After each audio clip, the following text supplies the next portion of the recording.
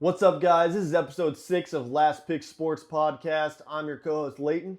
And I am Peyton. Today we had a very special guest on, high school basketball coach and college basketball expert, Aaron Kephart. We discussed our dark horses for the college basketball season. We did some NBA, and then we also did some trivia at the end, so stay tuned for that. We then went over college football and NFL, but now we're going to jump straight into that interview. Hope you enjoy. And we now welcome on a very special guest. We have Aaron Kephart, the head JV tennis coach for one of the top programs in Kansas and the assistant basketball coach for one of the best 6A basketball teams in Kansas. Welcome on, Aaron. Yeah, thanks for having me on. I am coaching at Mill Valley High School, 6A school. He said I coached JV girls tennis, which I did, and that was a fall sport. Looking into the basketball season now. Wait, so that's over? Yeah. Tennis is over? Yeah, tennis over. It's a month and a half long season, so it's the shortest season in all high school. Did you know you were going to do that going into – because you wanted to go Yeah. into just being a basketball coach. Did you know you were going to be the tennis coach too? No, I didn't. I got hired at the school to be a basketball coach, Yeah. and then they were like, "Do you want to coach anything else?" And I was like, "I mean, I'd love to be involved with anything at the school. Like, you know, I'm young, so I don't really have a family or anything life outside. Yeah. And so I was like, I can just be involved anywhere. You have a I need family. You mean you don't have a wife and kids? to. No, yeah, that's what I Yeah. meant. Wife and kids. It's just me. It's just me in tennis. It's just me. I'm kind me of and my homeless. ball. Yeah. But It's like that Speed thing where he's like, I'm kind of homeless. I'm kinda homeless. But yeah. But for those at home, Aaron is our good buddy. Peyton's known him longer than I have. They were in the same fraternity in college. I met Aaron through them because I've been friends with Peyton for a while. But Yeah. yeah, he's back in town this weekend. Yeah. Alumni weekend, Arkansas. For Actually, the yeah. Auburn game, yeah. I didn't Yeah. know that. Yeah, we went to the basketball game yesterday. Yeah. Exhibition game against Cincinnati. Dude, we look good. We look really Oh, good, I thought. Oh yeah, Hey. I thought Cincinnati was going to be better than they were too, but Yeah. Yeah. I was hoping it was going to be like, because I think last year for the exhibition game, we played like Kansas or something. Yeah. And we beat them. We beat Kansas pretty good, but they didn't have their star player in yeah. playing. Well, Cincinnati had everyone playing, and when I was at the game, our guards are so good, but we were low key getting fried by their centers. Their centers were Yeah. huge, and they were just beating us inside, but. Luckily, our guards were just able to hit freaking crazy shots from anywhere, Yeah. Yeah. coming off screens, play make for everyone else. So I think it'll come down to if they have a dominant center. Like if we played like Purdue last year or 2 years ago with Zach Edey, when they were on that run, we would have got smoked by Zach Edey. But Or if we played Michigan last year, yeah, when with they the had 2 7-footers, yeah, Yeah. Danny Wolf and Golden, we'd be fried. Yeah. But our guard play, Arkansas's guard play is elite this year. We were after the game. We were walking back to the truck to go home, and Peyton was telling me some about how if we start Trayvon Bazile, do you think he'll I was retire kinda- his jersey? He was kind of joking, but All one of our Arkansas fans that would actually comment on this video, comment and let me know what y'all think. But I was saying Brazil's been here forever, and obviously, like historically, he's not like one of the top Arkansas players of all time. But say we have a great season, Brazil starts all year. He's not our best player, but he starts all year, and then we win the national championship. Do you retire his jersey? Because you think about it, his resume would yeah. be like, at that point, what, 3 or 4 Sweet 16s, at that point, 3 Elite Eights, and a national championship. It'd be hard not to retire Yeah. his jersey. And not to honestly. mention, with all the new transfer NIL stuff, he stayed. I know, yeah. And think about all the students that idolized Kamani Johnson when he was Yeah, So and- like, and- why not? Trayvon was like the only one who stayed after Yeah, after Muss left. Nuss left. Yeah, I know. And Andy got hurt that one year. He stuck it out. I say you do retire. And he improved so much. Like, Yeah. yeah. He also has like the best dunk of all time. Oh yeah, Yeah. that- Like yeah. actually, like the best dunk of Yeah. all Who was time. that against? It was like North Dakota State or Yeah, some, I know or that. South Yeah. Dakota State, I think. It was against a It was bum, freaking but crazy. Yeah, I remember that. That's what put him on the map. no, yeah, that dunk was actually crazy. I always told myself, though, that I wouldn't get excited over these games because 2 years ago we beat Purdue in the exhibition game when they had Zach Edey and they went to the championship that year. And I was like, dude, we're going to be nuts. And we didn't even make the tournament that year. Yeah. Last year we beat Kansas, who was a top 10 team. Then we beat St. John. And, well, I'm talking about in the exhibition, yeah. which we did end up beating Kansas. Again. That last season we started terrible, but it honestly came around. We finished well, but... Yeah, I told myself I'd never get excited over exhibition game, but after watching last night, I think we're going to be nice. Dude, we dominated them. And, like, I don't remember what the ending score was, but, dude, our freshman and, like, Darius Acuff Jr. looks, I mean, he ended with 17 or something. Malik Thomas ended with 18, which I didn't even know he ended with that much. I know, it was a quiet 18. I know, it was a quiet 18. Acuff looked crazy. Billy Richmond had some crazy dunks. Billy Richmond looks good. DJ's just solid. Yeah. And the one thing I did see was DJ Wagner. He almost got in a fight with one of the Cincinnati guards in the exhibition game. So that could be something that teams look to poke at in the regular season to try to get it. He's always been a hothead. So I would love to be the bad boys. Screw it. Let's fight every game, dude. It'd be awesome. That'd be. Yeah, you know, like Billy Richmond would. Oh, Billy wants to fight so bad. He would scrap. I would love and he'd it. win. Oh, dude, I wouldn't fight him. Could you imagine Calipari getting in his league? Billy! He starts scrapping with the other coach. That'd be awesome. Yeah. But also in exhibition games, there's kids that get in that won't see the floor. Yeah, they're kind of just Brown. trying stuff out. Malik Thomas's buddy. Yeah, and Isaiah Sealy for Arkansas probably won't play that much. I think he's like right on the cusp of the rotation. I think if there's like foul trouble, then I think he'll get minutes, but I don't think he'll be like really striking the rotation like on a regular game. Yeah. Like, He showed a lot of promise defensively in the exhibition game, but offensively he had a couple bad looks. But that is what I was gonna say. The one thing I was most impressed by, because we were hitting our shots, which I think that we have like the players that can hit shots like that, but obviously you're not gonna shoot that well every game. Yeah. The thing I was most impressed by was that, I mean, we've got like 5 stars and we've got guys that'll be in the NBA in a couple of years, and Calipari has them like locked in on defense. Like they were given like 100% on D, which you don't really always see out of dudes that are like that high caliber, high profile. That's what I like the most. To be honest. They were locked in on we had so many steals because they were trying to feed the bigs, like I said earlier, that's where they were beating us. Yeah. And so they were locked in on the backside digs, on the getting steals, poke outs on right when the pass got to the big man, which was really impressive, especially like late into a second quarter of a game, like an exhibition game when you're up 40. Yeah. Like, who's doing that? Like, that's good to see. Yeah, no, I agree. That's what got me excited, but it's looking up. Our non-con schedule is ridiculous, but I haven't even seen it. we play, I haven't seen either. Michigan State, Duke, Houston, I'm forgetting a couple more. Duke's always a good game. We beat them last. We beat them 2 years ago, but I mean, we'll see. They'll be out for blood this time. Yeah, I left that game because we were losing. I left that game. I don't know how you can leave that game, bro. Yeah. I mean, you think about it, we get past, like, we're going to be playing all SEC teams the entire season, so, like, our non-conference games are just as hard as this teams are. No, yeah, honestly. So, we hold our non-conference games to 2 losses. Like, Yeah. I mean, we're sitting good for conference play when we get to play, like, Vanderbilt first. Yeah, exactly. They're like first couple games and like the lower SEC teams, which can come out and freaking destroy you. If you don't show up to play, they can still beat you. But yeah, I don't know. I'm looking forward to it. Forgot to mention it in the introduction. Aaron is also college basketball expert, so we're going to be talking a little bit of college basketball with him today too. So. Yep. So how did tennis go? How'd y'all's season end up? Varsity, we didn't have any state qualifiers, unfortunately, but we are working on. Me and the head coach were both new this year, so we're looking to turn the program around. We're really buying in. We're having the girls buy in, starting it fresh. This is actually the first year we made cuts in.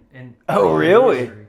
That's pivotal. How many people are on a tennis team? So like last year we had like 40 Jeez. or 45 people, Oh my. and this year we cut to 21 girls, and we would play teams that had like 60 Are you on their tennis serious? team.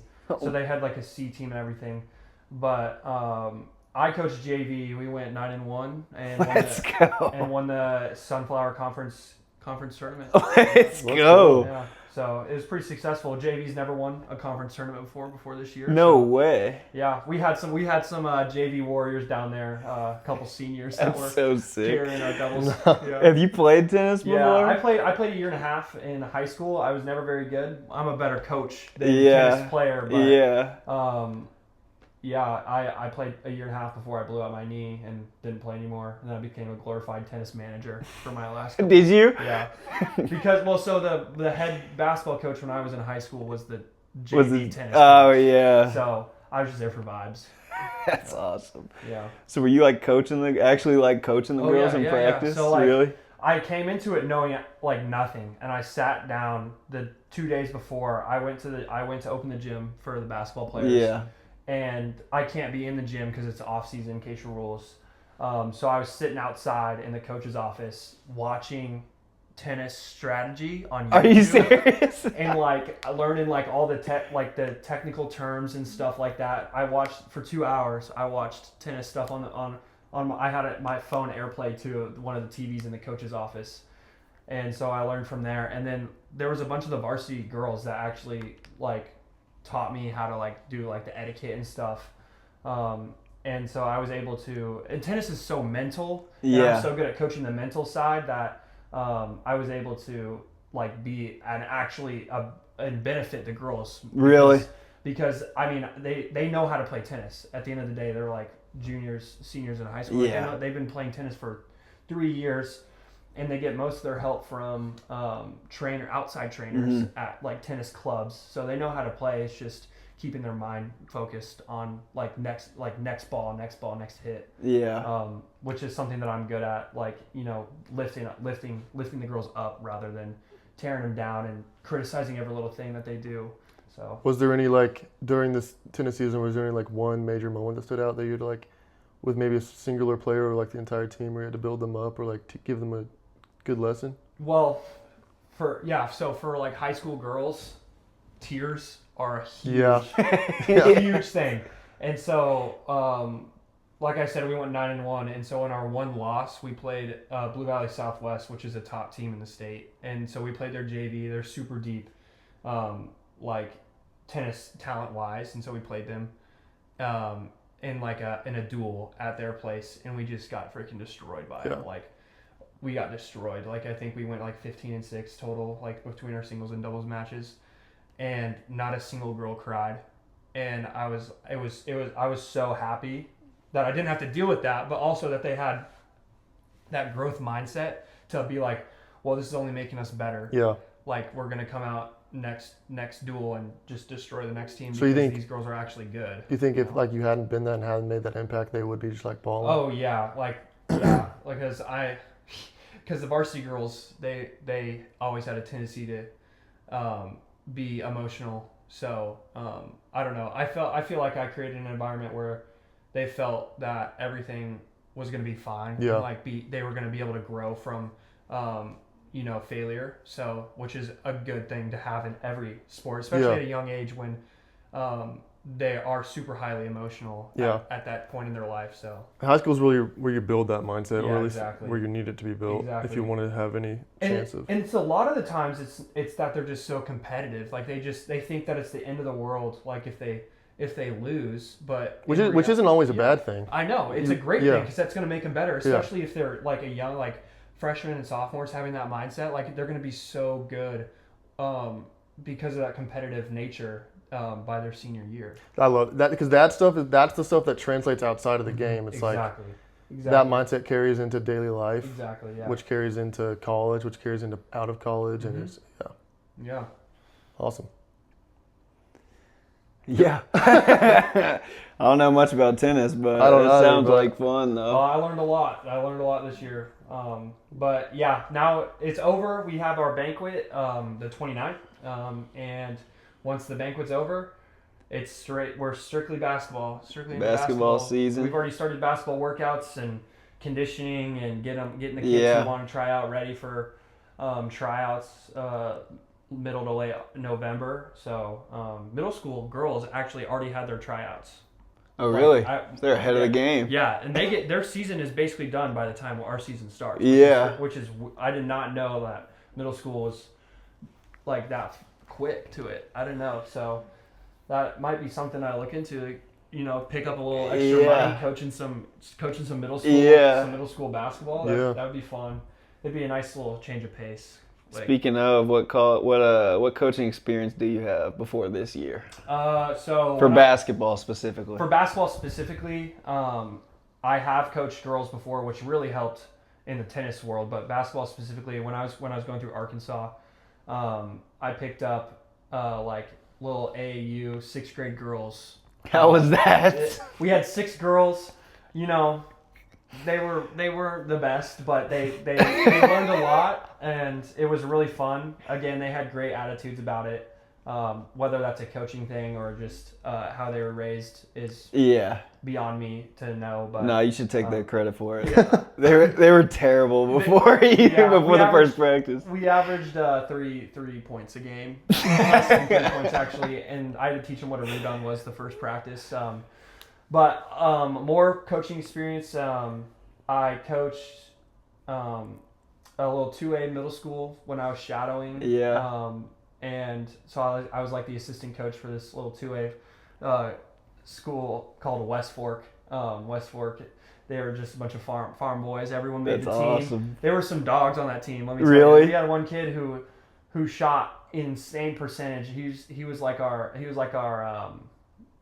Michael Porter Jr. Like You just pull it every time you go. He was by far the best on the entire Yeah. team. And so we would play 3 and 4A schools, and we'd keep up with them. Like, West Fork is such a small school. Yeah. And not a wealthy part of the Arkansas area. Yeah. But basketball was an outlet for them because sports at that level and that small of a school, it's the sports that keeps the kids coming to school. Yeah. So if you have practice, so we had practices before school every day so that the kids would come to basketball practice and then stay at school. Yeah. Which was, I thought, which is something I didn't even think about. That is smart, honestly. Yeah. Coming from a big 6A school district, like I did not think about that at all. And so that kind of changed my perspective on everything. And it really helped me not take things for granted at the 6A level and like see the other side of things. But dude, there are some freaking dogs that come out of those lower A. Yeah. Like Austin Reeves was like a 2A Arkansas player, dude. So you never know. Some hidden gems are down there that colleges don't even look at. Like, yeah. I don't know. Yeah. Whenever you coached your girls team, like, were y'all like running plays or No. what? Like, how would you coach them? Well, so we kind of just had an unspoken rule that we were going to go down 20 every single game because we had one girl who could handle a basketball, and we had one center who was the only girl who could actually put the ball up to the rim at a 10-foot goal. And so they would press us the entire first half, and they had to stop pressing because of the rules of the league at 20 when they were up 20. So we'd go down 20-0 because we didn't have anyone who could pass the ball on the press.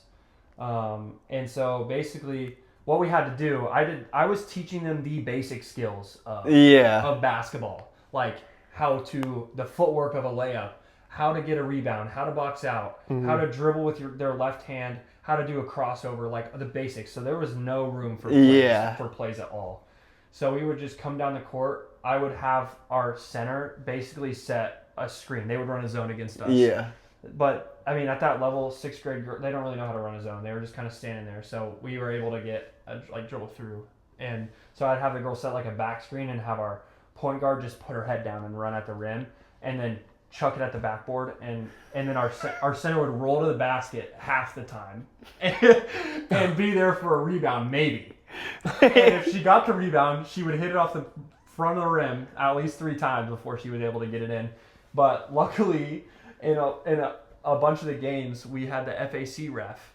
Oh, really? So we played a men's out. league game, or men's league league, and the ref that would ref our men's league games was the Same ref? was the same ref. So at the end of the game, he would call like phantom fouls for us. So we could That's awesome. So we could get girl, and it was 1 for 2. So like we would have one free throw for 2 points. Could they make it to the rim? No, so he would call about 5 fouls at the end of the game for us, and we would make, and so that's how we scored all our points. We go like 1 for 5 from the free throw. Hey. That's awesome. That's building confidence in him, Yeah. though. Yeah, no tears. The entire season didn't win a single game. We actually had one game we scored 12 points, and it was the greatest game we were celebrating like we had won the game, and we had lost by Rush 50. the court with We lost by 50. It was like 72-12. And we were celebrating like we had won the game, and the other girls were like, "What is happening?" It was Fayetteville. We were playing Fayetteville. Really? Fayetteville, like sixth grade girls. I was like, "Oh!" They were like, "What is it? Why are they celebrating?" Yes. When we scored our 10th point to go double-digit points for the first time all season, I was jumping up in the air. I was like, That's awesome. "Let's go! Let's go!" Yeah, I coached a first grade boys team one time, and with those teams, dude, it's literally like the coaching. You can only coach them so much. Like if you're giving players like. You kind of just get what you get, and there's no way you can make them that much better, bro. Yeah. Like, Yeah. we got halfway through the season, and half the players couldn't even get the ball up to the rim. It was an 8-foot hoop. We got halfway through the season. One kid he'd bring the ball down and just shoot a half-court shot every time.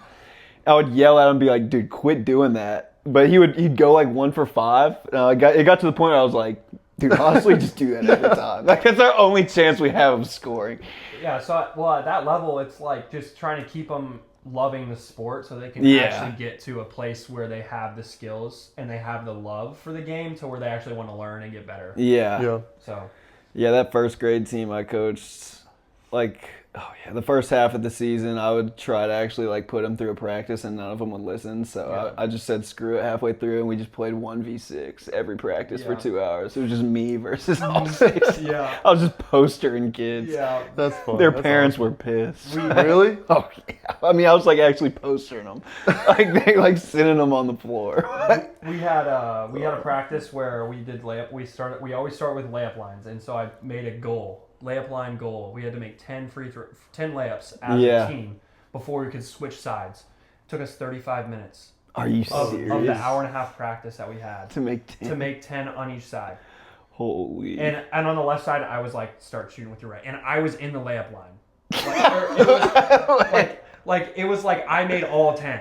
Like it was like it got to that point. And so then the next practice, I was like, okay, now we have to make 4 layups in a row. 4 layups in a row as a team. It was, and I had to cut it short. I was like, we have to actually practice. Yeah. And so we would, it was bad. And so I would also do the same thing, just go one, because they would be like, you can't do this either. You can't do that. I'm like, all right, Like, 1v5. Right okay, now. bro. Yeah, 1v5. I'll show you. I'll give you the work. Yeah, I turned to the professor and Wilt Chamberlain combined against those kids on the 8-foot. Were any of them hoop, dude. impressed that you can dunk? Oh, I mean, yeah, they think it's the craziest Yeah, thing ever. they- If you throw down a rim grazer, they literally think you're Michael They Jordan. think dude. you're the best basketball player ever. I'm doing a youth camp right now, which I posted on Twitter at Coach Kev, by the way. But we are in the middle of a youth camp right now, and one of them asked if I could dunk. It's the only thing they want to see. Yo, yeah. Like they see a tall person. Yeah. You play basketball? Yes. Can you dunk? It's the first thing they ask every single time. Which at least it's better than, what's your 3-point percentage? You know, Yeah. Curry hasn't influenced me that much yet. But I would go up and do the simplest 2-hand dunk in my freaking dress pants and just barely throw it into the basket, and they'd be like, "Oh my gosh, you're so good!" But you do that, and then now they think you're awesome, and you have all that authority over them. Yeah. Oh, yeah, then they actually listen. Yeah. Yeah, I've worked at Nike camp probably the last 4 or 5 years now. And to start the camp, you're standing in front of all the campers, there's probably 150 of them, and most of their parents are sitting behind, and they're like, all right, all the coaches, I want y'all to say y'all's names and where you played at. And a lot of the people that are there actually played at solid D1 schools or overseas or something. It got to me, and I've only played in college or in high school. So I was like, hey y'all, I'm Coach Pope. I played at Duke University, and they were all like, "Bro, there's no way." So like all week they'd come up to me and they'd be like, "You didn't actually play at Duke." Like I know you didn't play at Duke. I'd be like, "Oh yeah, watch this," and I would just dunk it, and they'd be like, "Dude, he did play at Duke." Yeah, it's so real. That's hilarious. Yeah. Yeah. Remember in middle school, my teachers would do like a 5v5 teacher basketball game. Students versus staff. Yeah. No, I was students for staff, yeah. And then there was one he was the golf coach and he could dunk. And dude, whenever he dunked, he'd only do it like twice in the game, but like the entire Everyone crowd, would go everyone would nuts. go crazy. Like I respected him so much more as my golf coach after that. I was like, oh my god. Dude, he could dunk. Yeah. Yeah. Yeah, it's not easy to, or I mean, it's too easy to impress kids, bro. It's Yeah. It's I mean, I'm 6'6", so they automatically just freaking think I'm LeBron because I'm so much taller than them.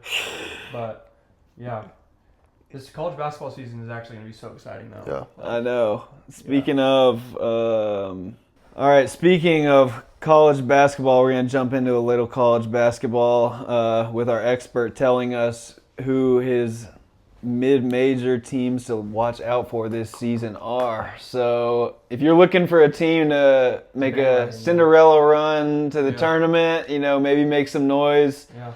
he's got a couple teams for you.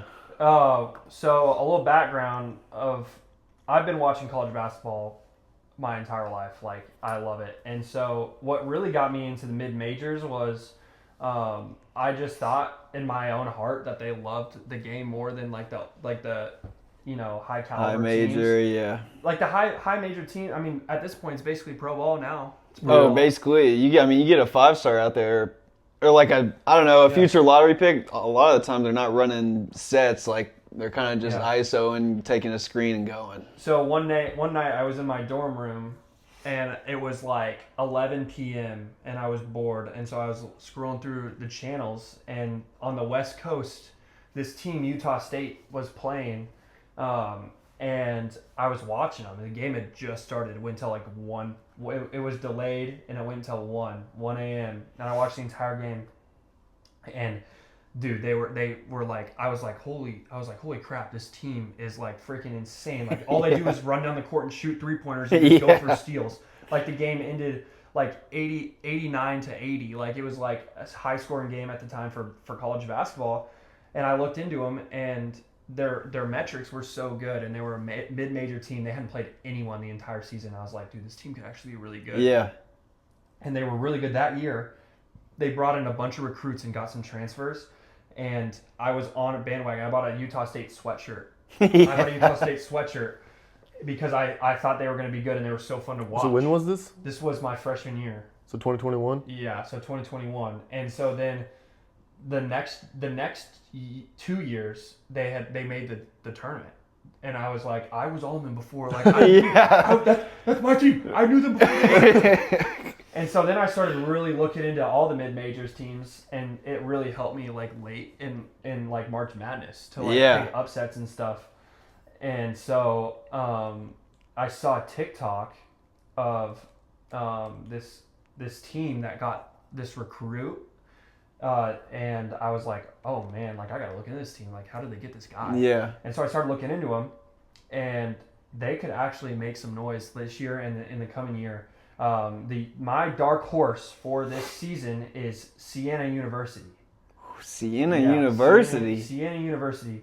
They were 8th in the MAC last season. Okay. 8th in the MAC. I think they were like 18-14 or something like that. Yeah. Where is Siena University? Yeah, that's a great question. Probably Northeast, I think. Yeah, Northeast. It's a private university. No, I have no idea to be honest. But yeah, so I mean, their conference that's the same conference as St. Peter's. So Yeah. like when St. Peter's made their run, New York.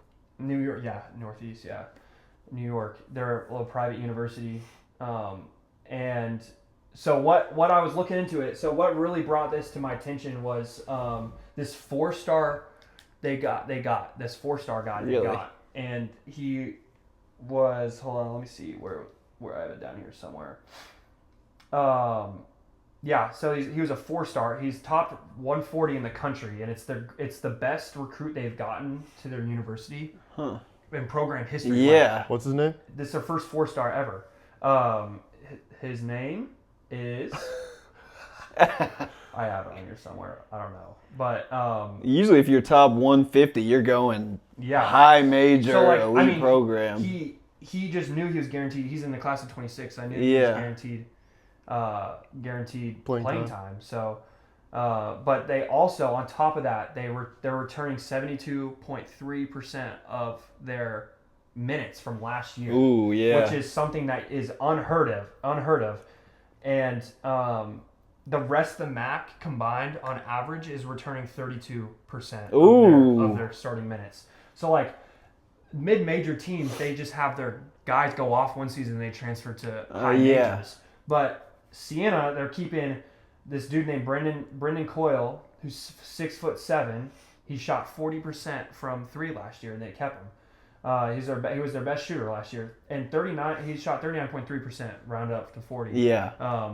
And you don't see that in the mid majors. Nobody shoots up like around 40%. 40% from 3 Yeah. that's a good clip. And they also are keeping this dude Justice Shouts, who averaged 16.1 points per game for him last season. And they also returned sophomore guard Gavin Doughty, but he averaged 12 and shot 60% from the field last season. Well, you said you averaged 39% from 3. Yeah, they're best 3-point shooter. That's like higher than some NBA players. Yeah, Sounds like a future Doug Eddert. That's what I'm saying. Yeah. But the only problem with them is that they only have one 7-foot senior who hasn't gotten any. They only have one 7-foot player on their team. Yeah. He's a senior center who hasn't gotten any playing time. So they lack a bunch of size. But honestly, so does the rest of the. Yeah.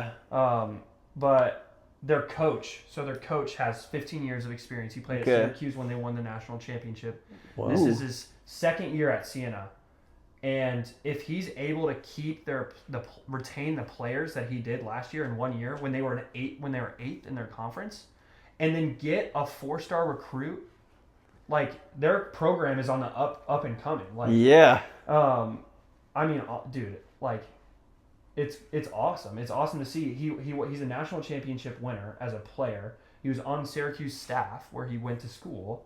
So he played with Melo then. Yeah, and they got another freshman. So they have a freshman this year who's on the team. He probably won't play this year. 6'6", shot 47% from 3 his senior year. In high school? In high school. Oh my gosh. 47%. So, yeah. And so I have him projected having a 21 season this year, being top of the MAC. I like that. And so I was looking at their schedule. They play 13 non-conference games, but all of them are buns. They're trash, except for they only have 2 top 150 NCAA teams they play in their non-conference. Indiana University and St. Bonaventure. All right. And so they're obviously going to get smoked by Indiana. That's just a given. I mean, unless it's a major upset. Like, yeah. That would be huge. Indiana's just way bigger, and they're just a bigger school in general. But they're notable conference games. So the 2 teams that I project to actually to rival them in the MAC is Iona and Marist. Okay. So Marist had this hooper last year, but he transferred out, obviously. He's at Colorado State now. Mm-hmm. But they got 2 transfers in, one from Nevada and the other one from Middle Tennessee.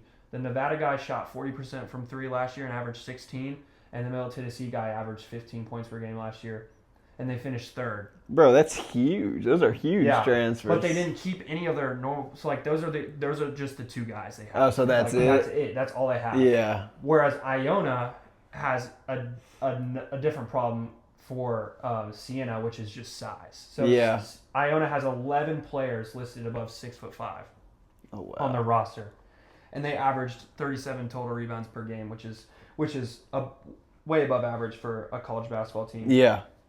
I didn't look at offensive rebound numbers or anything like that, but it's something that something to look for is Iona. Iona's always good. Iona is, yeah, they are good.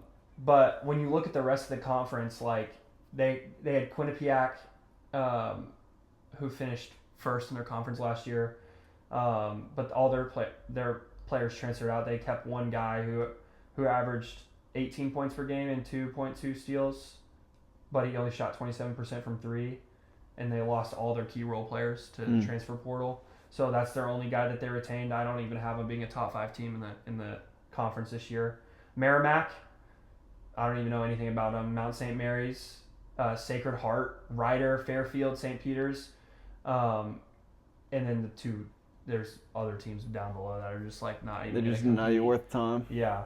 So my dark horse is Siena University this year, and maybe not this year, but coming years, their program is going to be on the up and coming. If this coach is able to retain their players, especially his own recruits. Yeah. I mean, it's something to look for. You brought the facts, damn. Yeah. I know. I love it. I love it too. It sounds like they're going to be in run and gun pulling Yeah. through. Like, sounds like he Small can ball. shoot, Yeah. dude. Yeah. I mean, at this day and age, that's what you need. It is what you Yeah, need. 2 players with 40%. Yeah. You said one of them was from high school. Yeah, one of them, he's a High school freshman, stat. 47% from three in high school, and then they kept a 6'7" power forward who shot 39.3% from three, which is awesome. Which is an awesome retain, and then a sophomore guard who's going to be a junior next year who shot 58% from the field, and averaged 12. So, and you look at teams that make runs in tournaments, and it's just teams that can play some defense and can shoot. Oh, yeah. These mid-major teams don't have size ever, and that's always their biggest issue when you're getting matched up against, a 4 or 5 seed or even a 1 or 2 seed, depending on where you get seeded. Like as a mid-major, you just get matched up against teams that have 7-footers coming off the bench. So teams, but one of them always seems to get upset. So, I know. Like that one year that Farley Dickinson beat Kentucky. Kentucky had Oscar Sheboy. Yeah. He was like the best center in the country. I don't think Farley Dickinson had a kid, like, I want to say over 6'6", like that was actually on the court. Yeah. And it's just because they knew how to defend and they knew how to, and they could shoot. Like, if you get hot on the right night, who knows what's going to happen, bro. But last year they finished 14 and 18 actually, not 18 and 14. Yeah, Siena, and that got them 8th, and I got them improving by 6 wins this year. At least 20-win season. 20-win season. I think they're going to go 20 and 11. So be on the lookout. Be on the lookout for Siena. And then I also had another team. They're not a mid-major, but I'm a Michigan fan. Grew up Michigan fan, and so I was keeping up to date with Michigan's exhibition games. And there's this guy, a McDonald's All-American freshman for Cincinnati, Shona Bev, and he looks like he's gonna be really good. Yeah. I mean, I looked into it a little bit. Cincinnati beat Michigan, upset number 7 ranked Michigan again. Exhibition. Yeah, anything could happen in the exhibition. They were up 20 at half against Michigan, and Michigan came back and only lost by 2 to 98. But Shona Bev hit some crazy clutch shots at the end of that game. And I looked into him a little bit more. He was a top 30 recruit in the country. He played for OTE, averaged 24 points with 2 steals in his final season, McDonald's All-American. So they played Arkansas. We went to the Arkansas game where. Which one was he?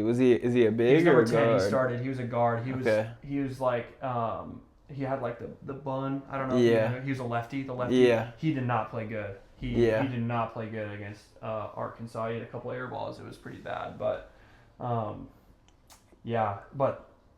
I thought Cincinnati was going to be. They were bottom 5 Big 12 team. I thought they were going to be a riser, but. After I'm gonna have to watch a little bit more. A little more to see after they played Arkansas. After they play Arkansas, their guard play is just not good enough to keep up with the Big 12's guard play. To me, they just what I notice for them is if they're hitting, if they're gonna be hitting one night, then they're gonna be a hard team to beat. If they're not hitting, then it's gonna be rough for them because some of the shots that they were taking, it was like. Yeah. You give them a foot of space, it doesn't matter if you're 10 seconds into the shot clock, they're shooting it. Cincinnati? Yeah. And if they're hitting, then my goodness, they're going to be difficult to beat. Last night they weren't hitting, so I think that's kind of what it was. They had that little point guard, that little white point guard, number 11. Yeah. Rodriguez? He was just pulling. Was he the guy wearing I have no idea. Leggings. I have no idea, but all I know he was pulling it, and they were just feeding him, so he must be just a lethal shooter. There's one thing that I want to bring up, and I want your opinion on it. Mhm. But BYU got the number one prospect in AJ Dybantsa. Dybantsa, Yeah, and a then lot of money. yeah. And do you think this is predicting the Big 12 conference title championship, BYU versus Kansas? Do you think that could happen? Well, yeah, I mean, definitely Kansas. I mean, they're just a freaking powerhouse. Yeah, every they year. They just develop. They just get the best high school players every year, and develop them. They also got the 5-star guard. They got Darren Peterson. Yeah, and he went off the other day. Well, Darren Peterson. So it's funny because AJ Dybantsa was number one like all through high school. He was number one in that class, and I'm pretty sure last second a lot of sites moved Darren Peterson up above Dybantsa, like for their final polls of that class. And then after like a few months of practice at Kansas, Bill Self said that he actually might be like the best player he's ever coached. Darren Peterson? And he hadn't even played a game yet. Wow. Yeah. Well, and it's going to be interesting because you bring up it's going to be interesting how BYU does with just one. Like I feel like they just have that one star player. Yeah. So and they had Igor last year, and I mean they had a couple good wins, but they weren't like top of the Big 12. So I could probably see something more like that where AJ goes out and averages like career high or program high numbers, but they're like they fall short in tough, a lot of the like other top aspects. five, Yeah. like bottom of the top five, like 5th or 6th place in the Big 12, just because they can't keep up with Houston. Like they're not going to beat Houston, Yeah. and I think Houston's going to win the Big 12. I mean, It's hard to say they aren't. they had so much doubt coming into them from where were they? The American Conference, and they were like, well, they just play trash teams every single season, and they come to the Big 12 for the first year and win it. Yeah. And they were a 1 seed again. So Yeah. it's hard to say that Houston isn't going to win it or KU isn't going to Or win even it. like Yeah. Baylor. Like Scott Drew has the Baylor teams playing incredible It's every just- year. It's just Big 12 is just a powerhouse for basketball. I don't know. So I mean, it's going to be interesting to see how a freshman. He could be the best. He could be a.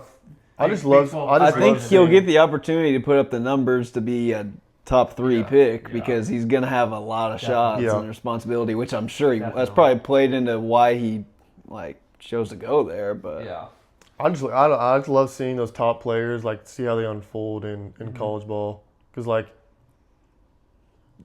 AJ could come out and be one of the greatest players BYU's ever seen, and then or not, he could just completely like fold under.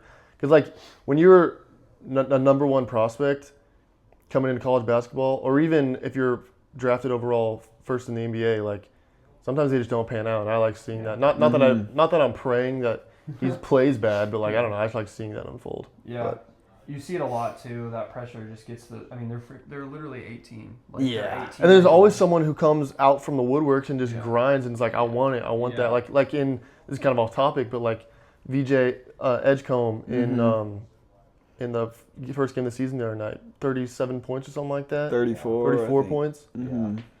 Like Crazy. That's just hard work his entire life. Yeah. Family lived off the the generator. bomb. Family lived off The generator. Yeah. But That is a sick nickname. The It generator. is tough. I think Dybantsa, I don't know. I think he'll put up good points, but in college basketball recently, we've kind of seen that the transfer portal has changed the game a little bit in like terms of team success, to the point where you could have one of the best players coming out of high school, top 5-star recruit, and you put him up against a guy that's 24 years old, wasn't highly recruited, but he's just been playing college basketball for 5 more years than this kid. Yeah. It's hard for these 18-year-olds to compete with them and like really win. yeah, like you saw Eddard on St. Peter's come out. He was like a 5th year dude. Yeah. And he was like 5'4". Like, Yeah. He was tiny.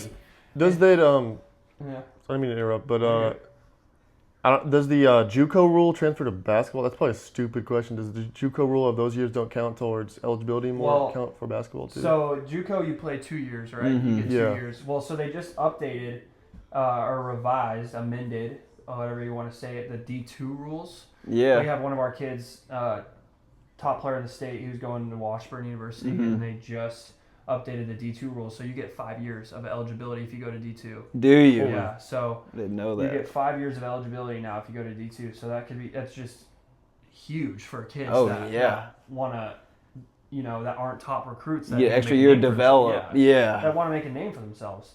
So like you, theoretically, So you could go to a D2 school for 1 year and go then 4 years. Yeah. D1. Like,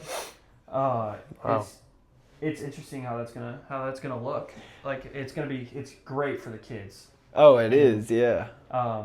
About the transfer portal and NIL and all that, I was talking to one of my coworkers, Mm-hmm. and I am not personally a fan of NIL. I mean, they Yeah. were obviously paying people before NIL. Like, that's just how Yeah. it worked. It is just a lot harder to do. Now you can just do it openly and freely. Yeah. But if they're going to make it a business, then we need to start treating it like a business. It might be radical, but Mm-hmm. why would you not just, like, you have to hold them to a standard. You're going to pay a dude $5 million. You put stipulations on it. Like, you have to average, Oh, yeah. we have to get this many wins as a team or else you don't get paid. Mm-hmm.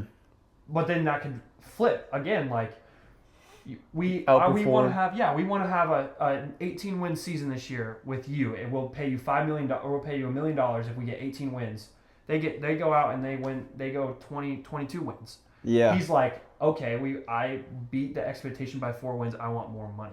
Yeah. And Yeah. you got to give it to him. You got to respect it. If you have the opposite side of, we're not going to pay you if you don't come out and average 15, if you're just going to sit on the bench. Mm-hmm. But they can, right now, they don't have that stipulation or that risk factor, so they can come out and not play the entire season and then ask for more money on top of that, Yeah. just based on whatever they want. Yeah. Because they want It's to exactly what happened with Nico, except he played good at Tennessee and then just was like, oh, I played good, I want more money. And then they're like, you're not bigger than the program. Yeah. Get out of here. Yeah. So, I mean, I think it needs to start to be more like a business. I don't think I there agree needs to with be a that. cap. I don't think there needs to be But, like a cap like- on NIL. I agree with it. I hate it, and NIL, and I also love it because, like, for Arkansas, like, we were looking grim, and then it brought in Calipari. So Yeah. it can do good, but also it can do a lot of bad.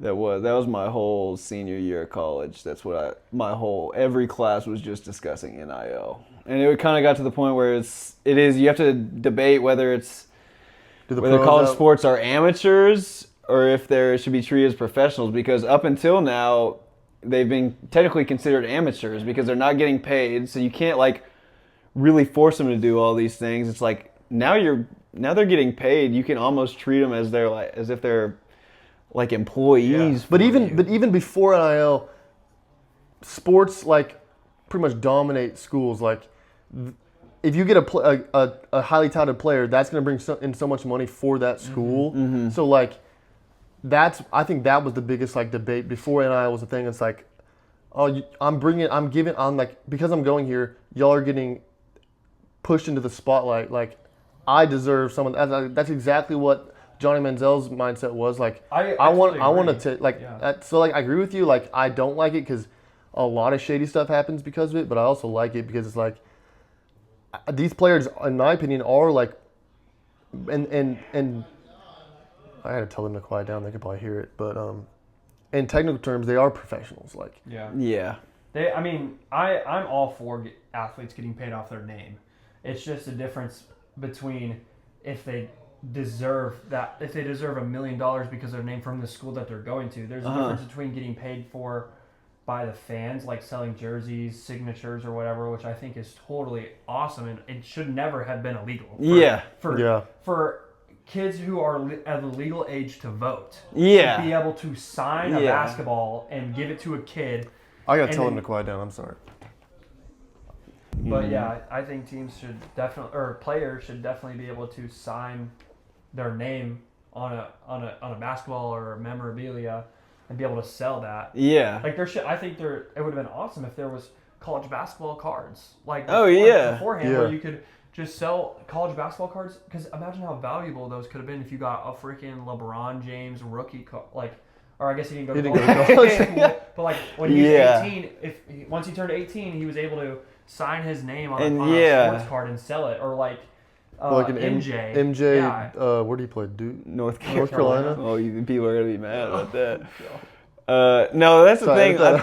I think that like NIL was originally created. It's like, all right, we can benefit both parties. We can get the athlete some money, and then we can also get this business some money because we're using the athlete to promote the business. It's like, oh, Taylor Green's killing it this year. Shake's Frozen Custard, your local ice cream business, will use his name to sell more ice cream, and then he'll also get some money. They both benefit. Now it's like, hey, we just got our school is literally just going to pay you $5 million. Yeah. So like that's not even a name, image, likeness thing. That's almost just like a salary thing. Yeah, it shouldn't be more of a salary. It should be more of sponsorships. Yeah. From, like, because if the school doesn't offer you, then you're not going to be put in that spotlight in the first place at that like specific place.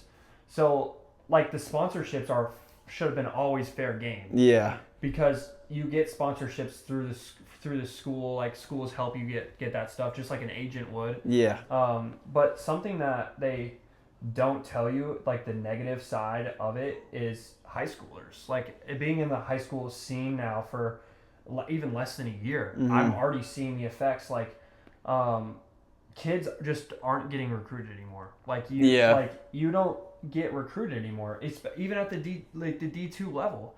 Like we had a kid who was D1 talent, but they literally would just wait, like because they were gonna get somebody who was proven. They just because they can get him now. They can just go pay somebody who has already played college basketball for 2 years at the same position. It's like, why take the risk on someone exactly. whenever we've seen this so guy perform? They don't get they just pull scholarships, and now D1 talent kids are going to D2 ball and not getting looked at all to make a living for themselves or to pursue their dreams. Yeah. To go to I don't know, and now they have to wait another year to prove themselves again after proving themselves in high school. They got to go out and prove themselves as a freshman at the D2 level. I 100% agree with that. Like, without a doubt, I agree with that. But also, like, I think I'm not a coach, so I can't really speak to this. But I think in the back of a head coach's mind, like, they want to be the guy that, I developed this player from start to finish. Like, I got him out of high school, and he went to the NBA, and he went nowhere else. Like, I didn't pick him up from a different school. Like I basically built his career. Like coaches want that accolade. And that was what was so great about pre-NIL is that those coaches had that pride, and now coaches can just go pay for wins. Yeah. Like they can just go out and pay somebody. They don't have to even worry about it. They'd be like, oh yeah, I got this dude to come to our school and we won this many games. Because they spend all that time developing a kid and he doesn't pan out, that's his job. The coach is fired. You have to win games at a school, especially at the college level, to keep your job. Your job is up for grabs every single season, especially at D2 level, low D1, especially mid-major D1. Like coaches come in and out. High major D1, it's not as cutthroat, but if you go from especially in basketball, if you go from one seed in your conference to an 8 seed, you're getting dropped. Yeah. So you need, as a college coach, you need to just have that job security, and that the best way to do that is to just buy players now instead of actually going through the whole recruiting process and making sure you're getting the right kids into your program. Yeah, I think that developmental mentality isn't just with coaches though. I feel like it's with players too, because this kind of applies more to football for the top tier players, because football players actually have to stay at their school for a while. Basketball players are kind of one and done, but for mid-major kids, or not that many kids go one and done, but you used to commit to a school and you used to stay true to that school, and if it wasn't your turn, you were gonna work harder until you were next up. Yeah. Now it's just I'm going to go to this school, coach didn't play me, I'm going to transfer out. Or I'm going to go to this school, I played well this year, but I could go to a better school. I'm going to just dip again. I can get paid more. Yeah, exactly. So, it kind of goes both ways, where players are wanting to get out and coaches are bringing in new players. Yeah. So, I don't really like it. It works exactly like professional teams, like NBA and NFL. It's I don't know. And think about how hard it is for a coach to now get a job at a higher... Because if you don't have a big name, you don't Yeah. get players. Like, people aren't going to go play for you if you don't have, like, if you're not Calipari. Yeah. Like, Yeah. you can't compete with him. Like, you just can't. Like, you're a first-year coach at a high major D1 school, and you're just not competing with Arkansas or the Kentuckys or the Blue Bloods to get players through the transfer portal.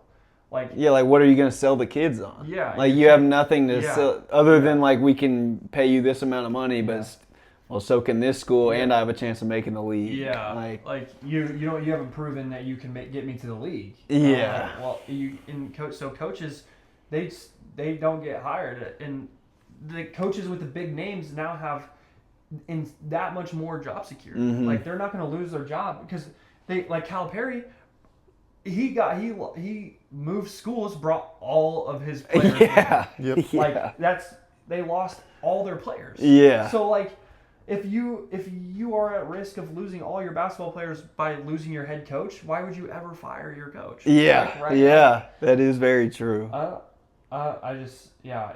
it's just crazy how, and I don't know what restrictions they're going to put on to NIL, but NIL will have some restrictions in the next 5 years. And the For portal. sure, and especially the transfer portal. Mm-hmm.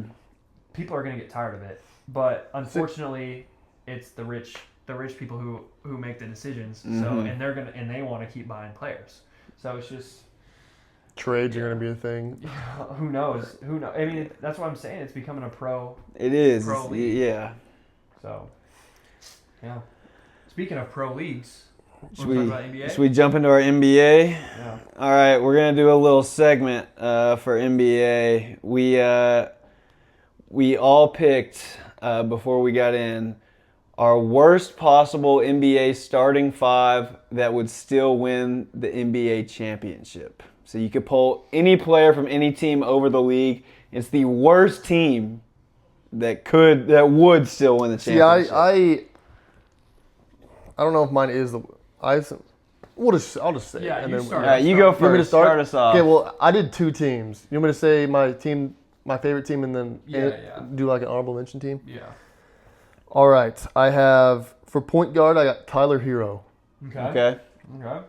of the Miami Heat. Shooting guard, I got Malik Monk Okay. from the Sacramento Kings. Small forward, I got Jonathan Kuminga All from right. the Warriors. I like that too. Power forward, I got Giannis. That's All kind of right. that's kind of like the all-star The guy who's going to talent. Mhm. Yep. And then for center, I got Isaiah Hartenstein. Okay. Hartenstein. That's Yeah. not a bad. That's That is not a bad lineup at all. Pretty good. It's Like, pretty good.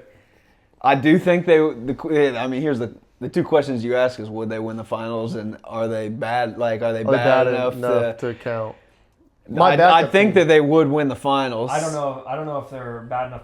I don't know how you make that distinction though. If they're Yeah. That bad is enough. what's hard. Well, now I want to hear y'all's team I to just see how think. y'all did it. I mean, Tyler Hero's an all-star, Yeah. He's an all-star, but like, and he Is has he? a finals already. He's the number one option now for the Heat. For his team. So, you have. well, he's out. Well, yeah, but if he was Yeah. there, you'd have two number one options on the team. Bam and Tyler. Yeah, yeah. No, Giannis and Tyler. Oh, you're I'm talking about, talking about your yeah. team. You'd have two number one options. But I could put in my secondary as my point Yeah, guard. what's- LaMelo Ball. Well, he's also he's also 25 points per game. double guy. I don't know. I think Hardenstein's a great center I to do be on too. the worst team, and then Kuminga is a great up and coming young player who hasn't Yeah. really proven himself yet, but that I bet could prove himself to be somebody who can push another team to So you the finals. think the only like one that's iffy is Tyler Hero? Yeah, I think if you switch that point guard out for somebody who's just not as good, like, what's your secondary team? My secondary Your honorable team. mention team. Well, my secondary team has LaMelo Ball. Okay. Let me just think of one on the spot. That's gonna be difficult. Do you want to? I'll do mine while Okay. you can think about it. All right, at my point guard, I have Andrew Nimhard. Mm-hmm. Ooh, At my shooting guard, I have Alex Caruso. Yeah, I like have that. him on the team. At my 3, I have Jaden McDaniels. Mm-hmm. At my 4, I have Aaron Gordon. Yes. And at my 5, I have Jokic. Yeah. I can explain it. My one, Andrew Nembhard, I think he can take on a role of scorer if he needs to. Like, you see, if Jokic is going to be your star that's going to lead you, you also kind of need a guy that's going to be running pick and rolls with him that also can take shots because Jokic likes to facilitate just as much as he likes to score. Yeah. So I think Andrew Nembhard would kind of be that guy. Caruso's in there just because he can knock down open shots and because he's one of the best defenders in the league. McDaniels is kind of in there for the same reason. He's lengthy and he's an incredible defender. And he'll get you 15 points a game if you need it, but he's really in there just to guard. Aaron Gordon, I mean, he had 50 the other night, which I made this before he had 50. That was shocking, but I don't know. He's just a great role-playing four. He plays out of the dunker incredible, which that's kind of a lost art. No one really and plays he out of the threes. And he did, so yeah. He can do both. Yeah. He can do whatever, and he's already proven that he can play with Jokic. That's And exactly. So, I don't know. And if Jokic is carrying your team, that's a good team to have. Yeah. I don't think there's anyone that's really proven themselves to, like, there's no number one scoring option besides Jokic on the team. Yeah. I mean, yeah.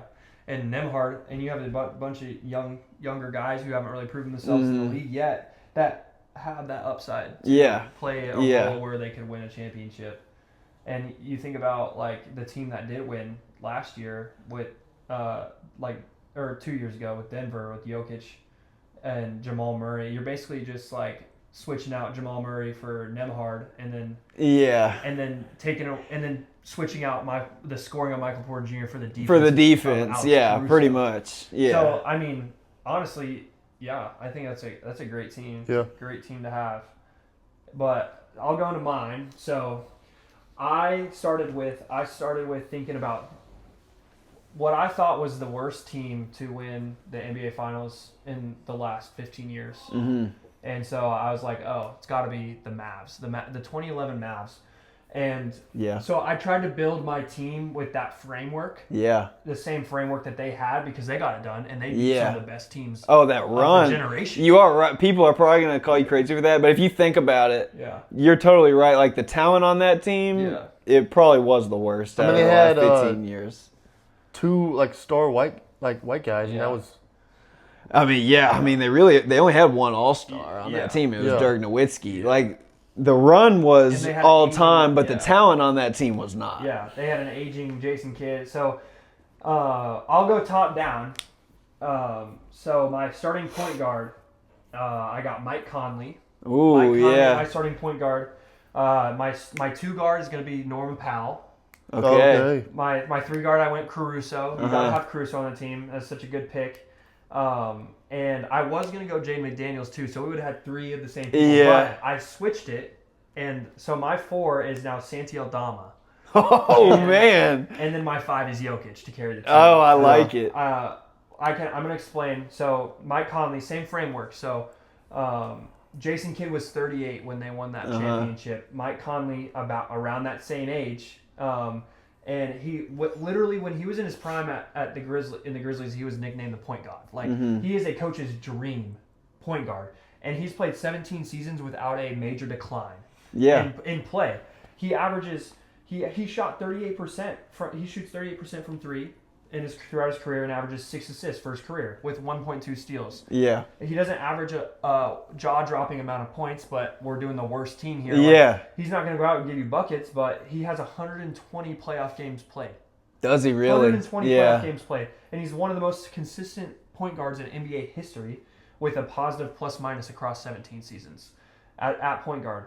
So I think Mike Conley is just a great consistent point guard that can play any role on the court, defensive, offensive, pass playmaking with Jokic, like a secondary playmaker from Jokic. My 2 guard, Norman Powell, he had his first All-Star appearance last season. He averaged 22 points per game, shooting 42%. It's kind of a breakout season for him last so, he plays for the Heat now, doesn't he? Does he? Yeah, he got traded, I believe. I mean, he's 6'4" with a 6'11" wingspan. Great 3-and-D player. He can guard the 1 or the 2. So if Mike Conley needs to switch off for defensive liability reasons. He's been putting up points for the Heat at the start of the season, I mean, he literally is just a scorer. He goes out and scores. He plays almost the entire game. Averages 33 minutes per game throughout his career. And he has a ring Yeah. So he has that playoff experience with the Raptors in 2019. He's played 91 playoff games, and he had a 41-point playoff game. So if he needs to be the leading scorer of a team, He could be that and guy. he proved that last year. He averaged 22 freaking points per game Yeah. last year, and he hadn't done anything up until that point. I think he averages like 16 points for his career. Yeah. Like he hasn't done anything up until that point of last season. Caruso, don't gotta explain that. Mhm. You did already explain that. Defense just is a dog. Like Yeah, he's a yeah. winner. He knows how to win. And so my biggest one I want to explain is Santi Aldama. Yeah, I want to hear that one. I needed a power forward. So my Dirk is obviously Jokic. Yeah. But I put Jokic at my center because I think Jokic plays better at the center. I wouldn't want to put. I think the framework of the 2011 Mavs with Tyson Chandler Yeah. wouldn't work with Jokic. With Jokic on the floor, yeah. Because he needs to play out of the post Uh-huh. and out of the high post. And Dirk just would play on the perimeter. Mhm. I mean, obviously in the post fade, he has his post fade, but he had the threat to shoot. So Jokic has a threat from everywhere. I mean, he's one of the best players in NBA history. Santi Aldama is 7 foot tall, just like Tyson Chandler. He averaged 13 points per game and 6.5 rebounds. So if he needs to go in and grab rebounds, he's 7 foot tall and averaged almost 7 rebounds last season. He can do that. If Jokic isn't averaging his 30 rebounds per game, which he does. He shot 37% from three, so he can space the floor for Jokic, which is something that the 2011 Mavs, kind of like that. They just didn't play like the style of basketball they play nowadays back in 2011. And if you ever watch him play, he's a great cutter. He's just smart. He's got a great basketball IQ. He averaged 3 assists. I threw that in there just in case. I mean, he passes. He just makes great plays. He's a great role player. Yeah. And he's like that Aaron Gordon. Like Uh-huh. he can play out of the dunker spot. He's great finishing around the rim, and he's 7 foot tall. Like how can you contest Yeah. 2 7-footers? Like Yeah. it's Jokic 7 foot and Aldama 7 foot, and both shoot high 30% from three. Yeah, it's gonna be hard on a defense. I mean, honestly, my entire team shoots above 35% Yeah. from three. So it's just and it's going to be hard to guard that team. And then I threw in my 6-man, Draymond. My note for him Yeah. is he's not coming into the game, Yeah. but he's there to scrap it if we need. Oh yeah, I like yapping it. from the bench. Yeah. So he's there just for vibes on the bench and for intimidation. Yeah. I think that's a great great team. vibe though. Yeah. You did model that totally after that Mavericks team. Yeah, I mean, we have Jokic, who's the superstar, Mm-hmm. and there's only one other. Mike Conley, I guess, was an all-star a couple times, but he's definitely out of his I prime. actually don't think he was ever an all-star. Really, I don't think he's ever. He never won an all-star. He never. Mike got Conley? all-star I don't think with he would ever with the made it. Grizzlies. Never made an Well, then I all-star only game. I got- don't think. Norman Powell's the Yeah. second best player on my team. So. Yeah.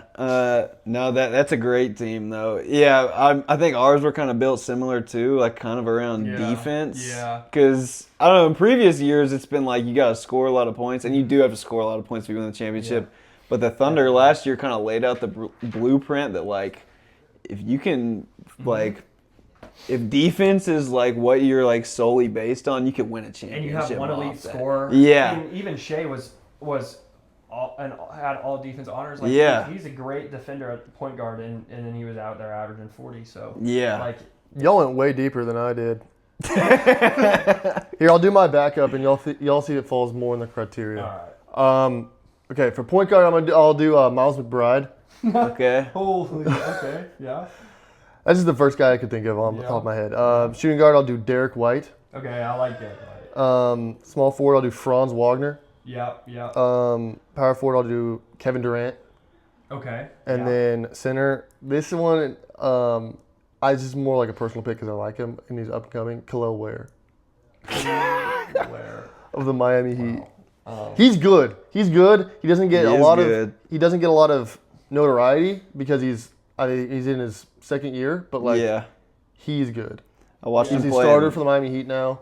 Yeah. He's good. I watched him play in high school, and it was literally anytime someone came within like 10 feet of the rim, like he blocked it out of bounds. No exaggeration. I think the only thing holding you back is the Miles McBride pick. You don't like From him? what I know, he can score the ball at a high level, but he's just not consistent. His offensive consistency just is not there. Well, also, they have Jalen Brunson's their starting point guard, so that's Yeah. kind of... And it's just like he's not gonna do anything on the court that is like he's not good all around, but he's not really good at one thing, which is why he's a backup point guard. I mean, I think he averages over 10 points though. 12.5 last season. Oh yeah. So I mean, Yeah. yeah, 12. He didn't shoot over 40% from the Yeah, field. 38. So, Yeah. I mean, it's just at point guard, if you're not passing the ball, which he only averaged 2.5 assists, and you're not scoring over 40% from the field. We get it. All right. I suck. No, you don't suck. Okay, I mean, I just don't know. Like, off the top of my head, I can't think of anyone. I just can't think of anyone, but, like, I'm sure I could if I... What about like a Jalen Suggs? Yeah. If you threw Jalen Suggs in Yeah. there, who shot 40% last year, and you have him paired with Franz. I think you could downgrade on Franz too if you wanted to. If you think Jalen Suggs is too good, Yeah. or whatever, you could downgrade on Franz because I don't think Franz could carry or like be a good secondary scoring option for a championship team. I just think he just doesn't have what it takes yet. Not yet. I think he could though. Yeah. Oh yeah, he definitely could. I think he's a great young player. I mean, I could start just playing around with this, but, like, Malik Monk or Derek White could play Yeah, point guard. Derek White's a great Yeah. one. We could do... So- Okay, Derek Yeah. White, Jonathan Kuminga. Mm-hmm. Exactly. Yeah, Derek White, Jonathan Kuminga, Kevin Durant, Khalil Ware, and then Or no, we Jalen could do Derek White, Malik Monk, Jonathan Kuminga, Yeah. Giannis or Kevin, and then Isaiah Hardenstein. I would Yeah. say Giannis, and Yeah. that's Yeah. a really good. Yeah. That's a really good one. because Kevin Durant hasn't been able to show he could carry. Yeah. a team to the finals. Yeah. He's also aging, so... Yeah. Yeah, I don't know. I like it though. That's kind of a fun. Yeah, that is This a is a fun fun- question to have. Yeah. And it's hard to tell because you don't know how you just don't know. Like, Yeah. Yeah, there's really no way of knowing. Yeah. We need to hop on 2K and simulate sim it. it, yeah. All The right. best possible score you can get is if you win in 7 games We'll every put both of our series. all three of our Can you- teams in a simulation and I don't- see who wins. Yeah. Can you do that? Yeah. Yeah. We should do We that. should do that. We should. You guys want to get into trivia? Let's do it. All right, we are now jumping into a little trivia segment. So, me and Aaron, we both pride ourselves a lot on our basketball knowledge. I have a little bit, but not as good as them. We've honestly spent unbelievable amounts of time just sitting in front of the TV in a fraternity house watching pointless Yes. games that are only on NBA TV. ESPN Plus. Yeah. Oh my gosh. I would watch American versus Columbia. Yeah. Yeah. But we're gonna do some trivia to see who's the NBA expert, who's college basketball expert, or if someone's both. So we're gonna We're do. gonna do 5 questions for NBA, and we're gonna do 5 questions for college basketball. It'll be best 3 of 5 for each. Best 3 to 5. First one to get 3 is the expert in the area.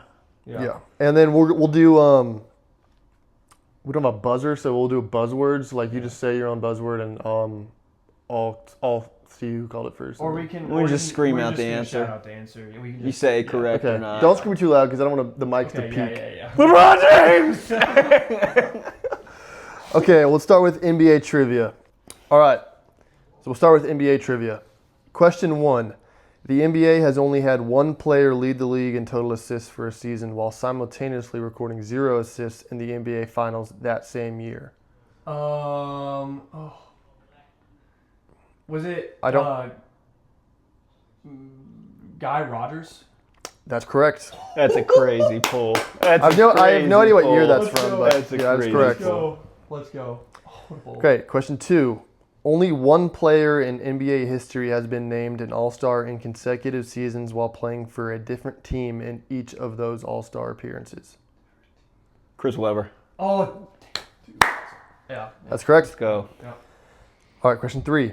The shortest player to ever win the NBA scoring title was officially listed at 6'1". Allen Iverson. Yep. Yeah. That's a good one. All right, so 2-1. I gotta get this one. You have to get this one or Peyton wins.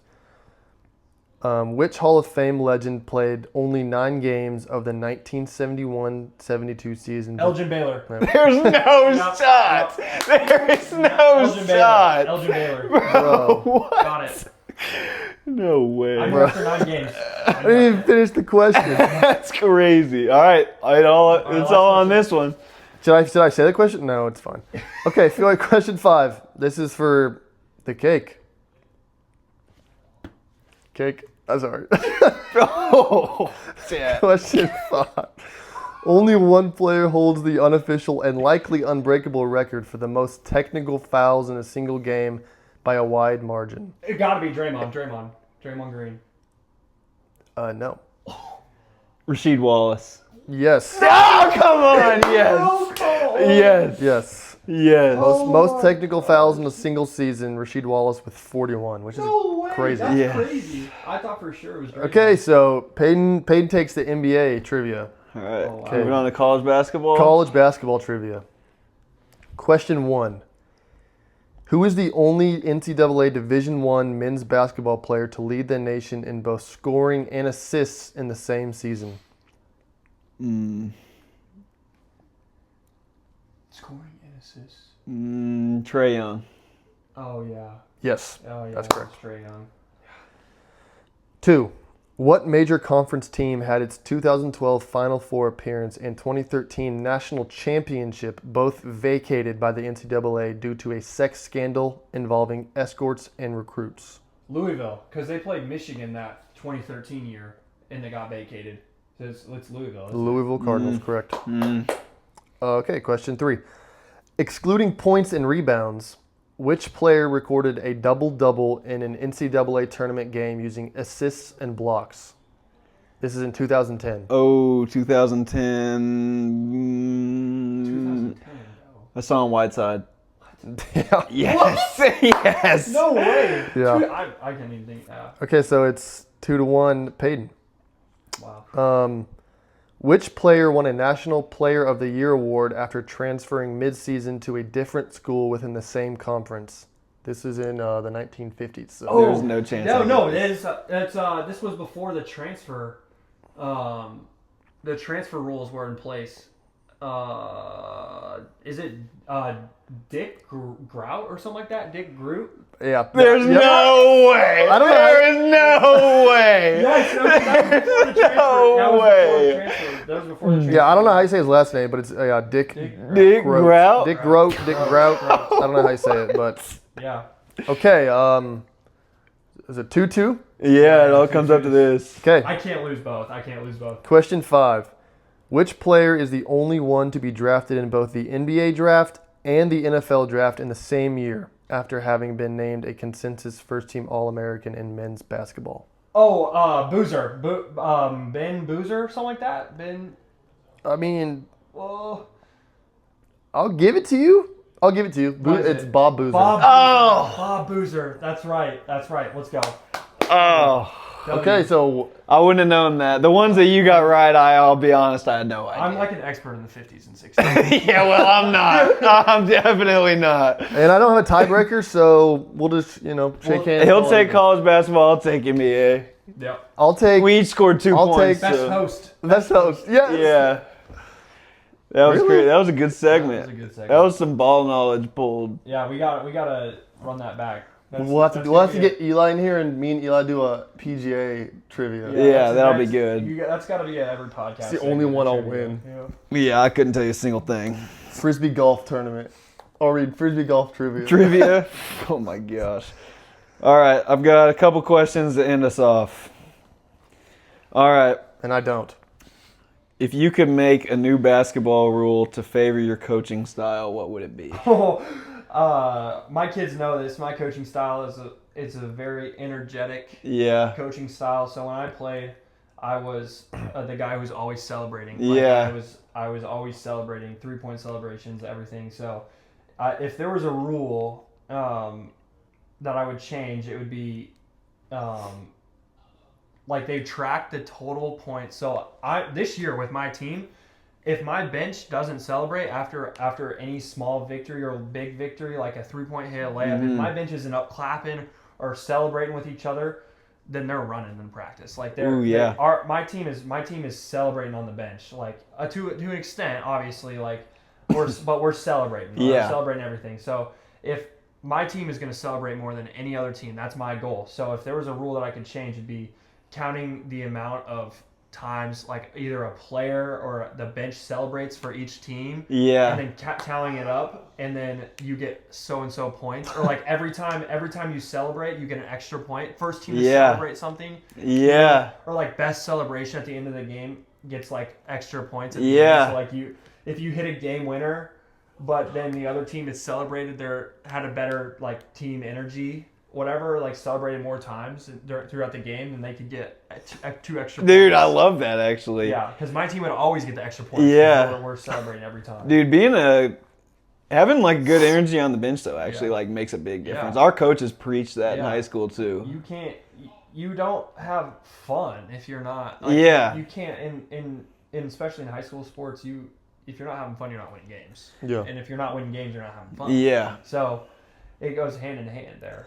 My senior year, there wasn't a single free throw made by my team that I didn't stand up for. If I was on the bench and we made a free throw, I stood up Yeah. every single time. I made sure I did, or I was on the court, but I was probably standing up off the bench. Yeah. All right, next question. If you had a player with elite athleticism, but poor basketball IQ, or one with a high IQ but limited athleticism, which one would you rather develop? I mean, this is just easy. It's as a coach, I think every coach has the same answer to this question, and it's high basketball IQ, low athleticism. Yeah. Because I mean, when I was going through basketball and even coaching, it's so hard to coach somebody who doesn't know the sport. Yeah. I mean, obviously you can't teach athleticism, but it's so much easier to coach a guy and have a guy who's coachable if they know what to do in the court, and they make everyone else on the court better. Like what do you do? You can go and do a 360 windmill. Yeah. But if you can't make the smart play, like if you're going up for a 360 windmill every single time you're down the court, or if you're in a fast break and we're up 2 or whatever, and you go for a 360 windmill and you miss it, and they get the ball back in late game, like that's just like is demoralizing for a team. And then especially like if you have low basketball IQ, you can't run plays. Yeah. So you're in turn making everyone else on the team worse. So definitely high basketball IQ over athleticism. Yeah, well, I mean, it's like how many opportunities in a basketball game do you really have to display that you could do an East Bay dunk? Yeah. It's like, I mean, Yeah. the team I worked with last year, our best dunker, he probably got 3 dunks on the season just because you don't really get opportunities like that in a game like you might think that you would. So Yeah. being able to run, like execute in the half court is honestly a lot more important than being able to dunk from the free throw line just because it happens so much more often. Yeah, and basketball IQ, that comes with defense too. Like help defense be in the right place at the right time. Yeah. And like it's great when you have both athletic ability and IQ, because that's when you get those dunks, when you're able to figure out when to drive, when to pass. Yeah. But when you're a guy who's always making the right play, you can't take him off the court. Yeah. Like he might not go out.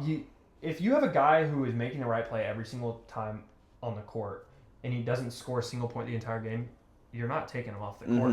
Like you just can't. Like doesn't turn the ball over, doesn't let his man score, knows how to rebound, knows how to get back on defense, like knows where to run, where to be. You can't take him off the court. Yeah. All right. If you had to build a team out of non-basketball athletes, who would your starting 5 be? Non-basketball athletes. It's probably going to turn into a football starting 5, to be no honest. Cooper DeJean. Give me LeBron, first of all. Give me LeBron. Wait. Oh, wait. Non-basketball. No, yeah. I thought I was Give me the thinking- I was Are you greatest thinking of basketball to football? I was thinking basketball Yeah. to football. Give me, let's do, you can't take any soccer players. They're all too short. You gotta, like, I mean, you just can't. They don't use their hands. So it's gotta be football. Like you gotta. It's probably all football, Yeah, to be honest. Golf. Golf, yeah. I mean, You could get Roger Federer to run Yeah. point guard for you. I mean, you just got to get some big guys. Like what about like? I'll take Federer at my point I like guard. it. I'll take Federer. Some at my point guard. diversity. Knows how to place the ball. Knows where to Yeah. put the ball. Shifty side to side. Yeah. Some defense probably. Give me prime Jimmy Graham. People don't know about prime. He Jimmy was a Graham. hooper though Yeah, too, wasn't was he? a Yeah. dog. He was a dog. His celebration, dunking on the. Yeah. And he's huge. Like, I mean, yeah, gotta have him. I'm trying to think for my starting center. Just give me a freaking like O lineman. I'll give you one. Miles Garrett. That's who I was gonna give Garrett, you. Yeah. I've seen him hoop, and he's got it. He's got it. Oh, So he I've could got- fly. I've got Federer at my point guard. I've got Jimmy Graham at my power forward, and Miles Garrett at the center. At the center. You shooting guard and small forward. Shooting guard and a small forward. See, this is where it gets tough. Need somebody accurate. Yeah. What about like, give me Brandon Aubrey at my. Ooh, shooting guard. yeah. He can hit from distance. Oh, So, yeah. I'm gonna take Brandon Aubrey at my shooting guard. Now I need a small forward, maybe somebody who's like athletic, but can also play like a 3-and-D type of player. Maybe like Adam Sandler. you say Adam Sandler? Adam Sandler. Non-basketball athletes. Oh yeah. Well, he probably played an athlete in some movie. Yeah, probably Johnny. Happy Sins. Gilmore. Happy Gilmore. What'd you say? No, nothing. Small forward. Maybe like I don't want to go football again though. That's the thing. I don't Yeah. want to go football again. But like I was thinking like. Aaron Judge. I'm trying to think of somebody tall. What about like maybe like Ronald Acuna Jr. Eric Hosmer. Yeah. Yeah. Eric Hosmer, that's a good one. It's hard to go without football. It is hard to go. Because it's- There's some baseball players you could put in there probably. Yeah. Mike Trout. yeah. Yeah. He'll play. Mike Trout. I'll play at He'll small play. forward. Well, I'm trying to think. There's got to be somebody who's good, like just freaking. We gotta wrap this up. I'll go Mike Trout at my small forward. So I got Federer point guard, Brandon Aubrey shooting guard, Mike Trout small forward, Jimmy Graham power forward, and Miles Garrett center. I like it. All right, last question. I'm kind of putting you on the spot here. All right. So we played men's league basketball and intramural basketball together for 3 or 4 years. I think we set the record at the University of Arkansas for most technical fouls in the season. Yep. Do you have one story or one game that was your favorite out of our 15 seasons of men's league or intramural basketball that sticks out? I have two. There's one when we played Farmhouse. Remember that game? Yeah, will you explain that one? We played Farmhouse. Were they good? No. They were They so were so bad. bad, and they're like redneck, rich Yeah, yeah. redneck people, I know. and they're Probably nice guys. They're nice guys. they're nice guys, and they're just a little odd. They're a little Yeah, odd. yeah. We were all on. Yeah, I'm we're on. all odd in our own ways, and they were just a little bit more Yeah. more odd, more weird. And so they were really bad. Yeah. They were really small, and I was hitting threes from the volleyball line, and I was going down in the paint and hitting hook shots over them, and I was talking trash to them the entire time, and it was like 27-4 at this Yeah. point, and it was like not even the end of the first quarter. And one of the kids, I got the inbound. I don't even know why I was running point guard. I tend to do that a lot whenever I'm feeling it. I got the inbound. I don't even remember who it was from, and I have my back turned to the basket, and this kid who's guarding me comes up and just freaking puts his shoulder into my back and just like blindside hits me for no reason. It was so hard. Like, it was dead sprint. Like, Yeah. And It would have been targeting if it was in a Yeah. football game. I didn't fall over, and I just turn around. And I'm like, dude, what the heck? And I get in his face, and we get in this big fight, and we both get thrown out, and then I have to go to conduct meeting. You had to meet with the dean. Yeah. And the dude got out his notepad, and he's like, all right, tell me the story of what happened. I told him what happened. He didn't write a single thing down, and he was like, you're good to go. Like, you're fine. Like, he was like, I don't even know what. You know what happened to the other guy? I don't know what happened to the other guy, but I just said at a game, I was really pissed about it. He's But- not talking about the all the trash he was Oh, talking yeah. though. I think the main reason it happened is because the play before. I mean, we were literally up by 30. Yeah. He catches a pass like full court, like dunks it. He's like, "Raise the roof, y'all cannot hold me!" And the kid just like, If you played with me, you know I'm a trash talker. yeah. And we also we treated intramurals like it was the NBA. Like we would lose games and like no one would talk to Yeah. each other. And we'd be sending those apologies in the group chat. Yeah. Like, my bad, this game's on me, boys. Hey, we good, y'all. Like, I didn't mean to go off on y'all like that. It was just not that deep. Yeah. That's And hilarious. then the other one, I have that on video when we were on our run and of just domination, honestly. And we had a thing every single game where we would just dunk the ball at the end of the game every time Yeah. we were up by 30. And I go up, I get the ball in the fast break, and I go up and dunk the ball, and the video pans over to the ref, and the ref just looks at the table and he just goes, tease me up. It's the funniest video. It's the funniest. It is video. hilarious. We need to clip that and Yeah. put it in. It's hilarious. It's so Yeah, they would tee you up every time. Not in our men's league, but in the intramurals, In the they'd tee you up intramurals, every yeah. time you dunked it. Yeah. So we would each get one dunk per game just to make sure we didn't get thrown out, Yeah. but we'd all get our dunk in Yeah. still. Yeah. The men's league games are always fun though. There's a lot of There's memories. some good The comp in people we those, meet, too. Yeah. we also see on the outside. I literally saw one of them at Hammond Trees today. Really? Did you? Yeah. Who was it? the guy with the dreads that we see? He just talks trash all the time? Yeah. The one who Yeah. hurt his ACL. Yeah. He was driving his Mustang. Oh, really? He started catcalling some girls. Me and Winston both look at each other. We're like, That's awesome. yeah. Yeah, there's some characters. Yeah, definitely some characters. But yeah. All right, well, that wraps up our interview with college basketball expert and assistant basketball coach Aaron Kephart. Yep. Thank Thanks you. for having me. Thanks for Yeah. having me.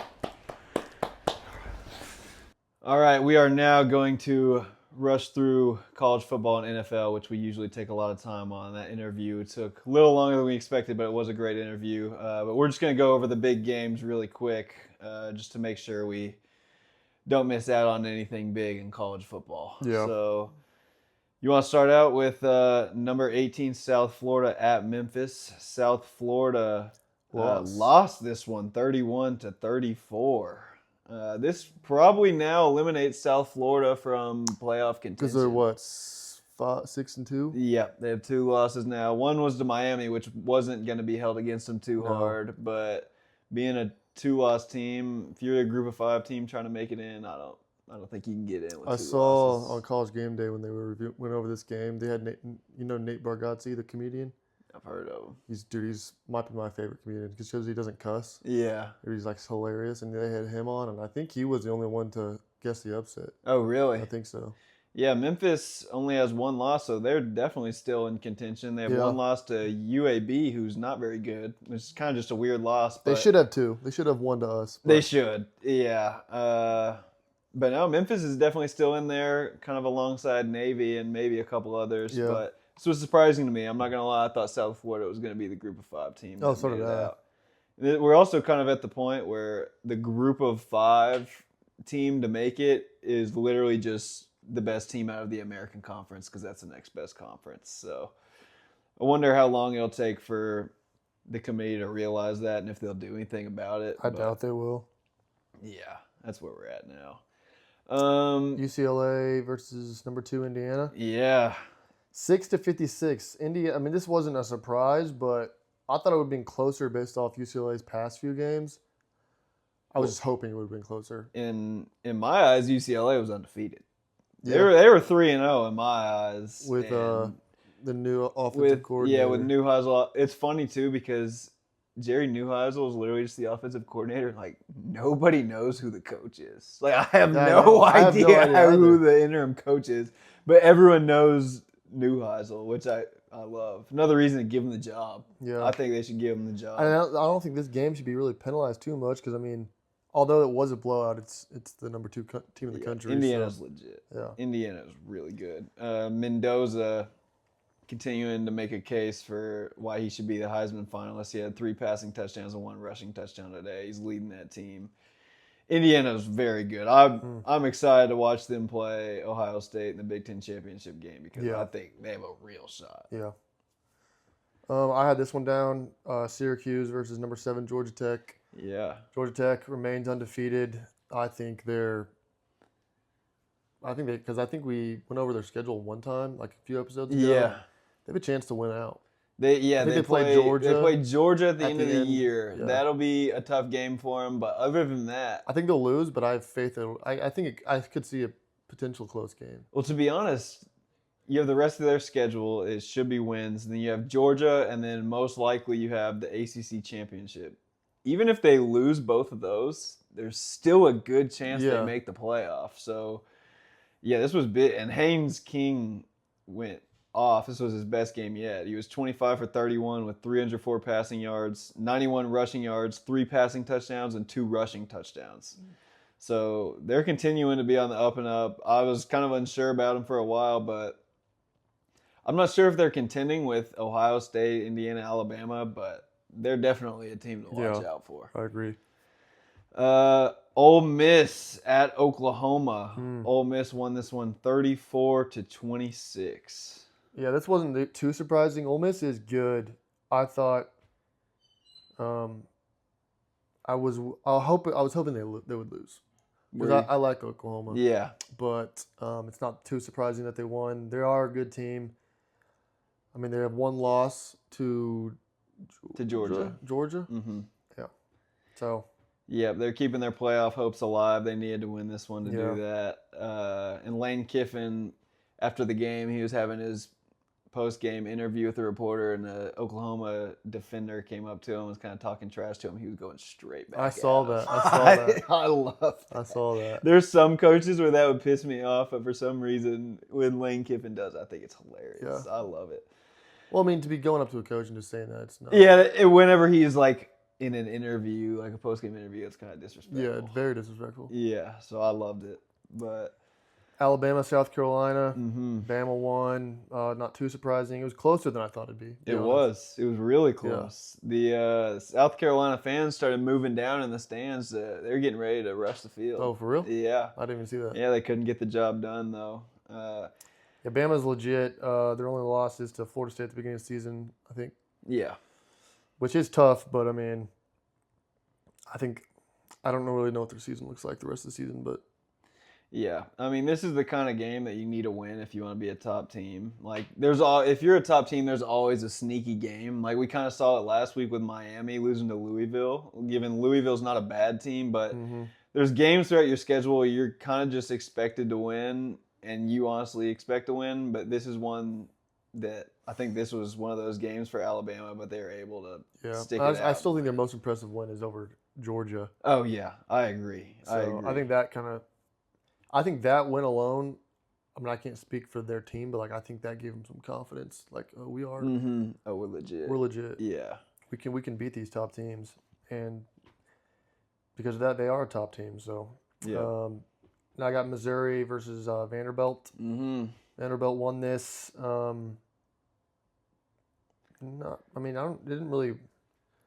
Nothing really screamed out to me. Yeah, they won 17-10.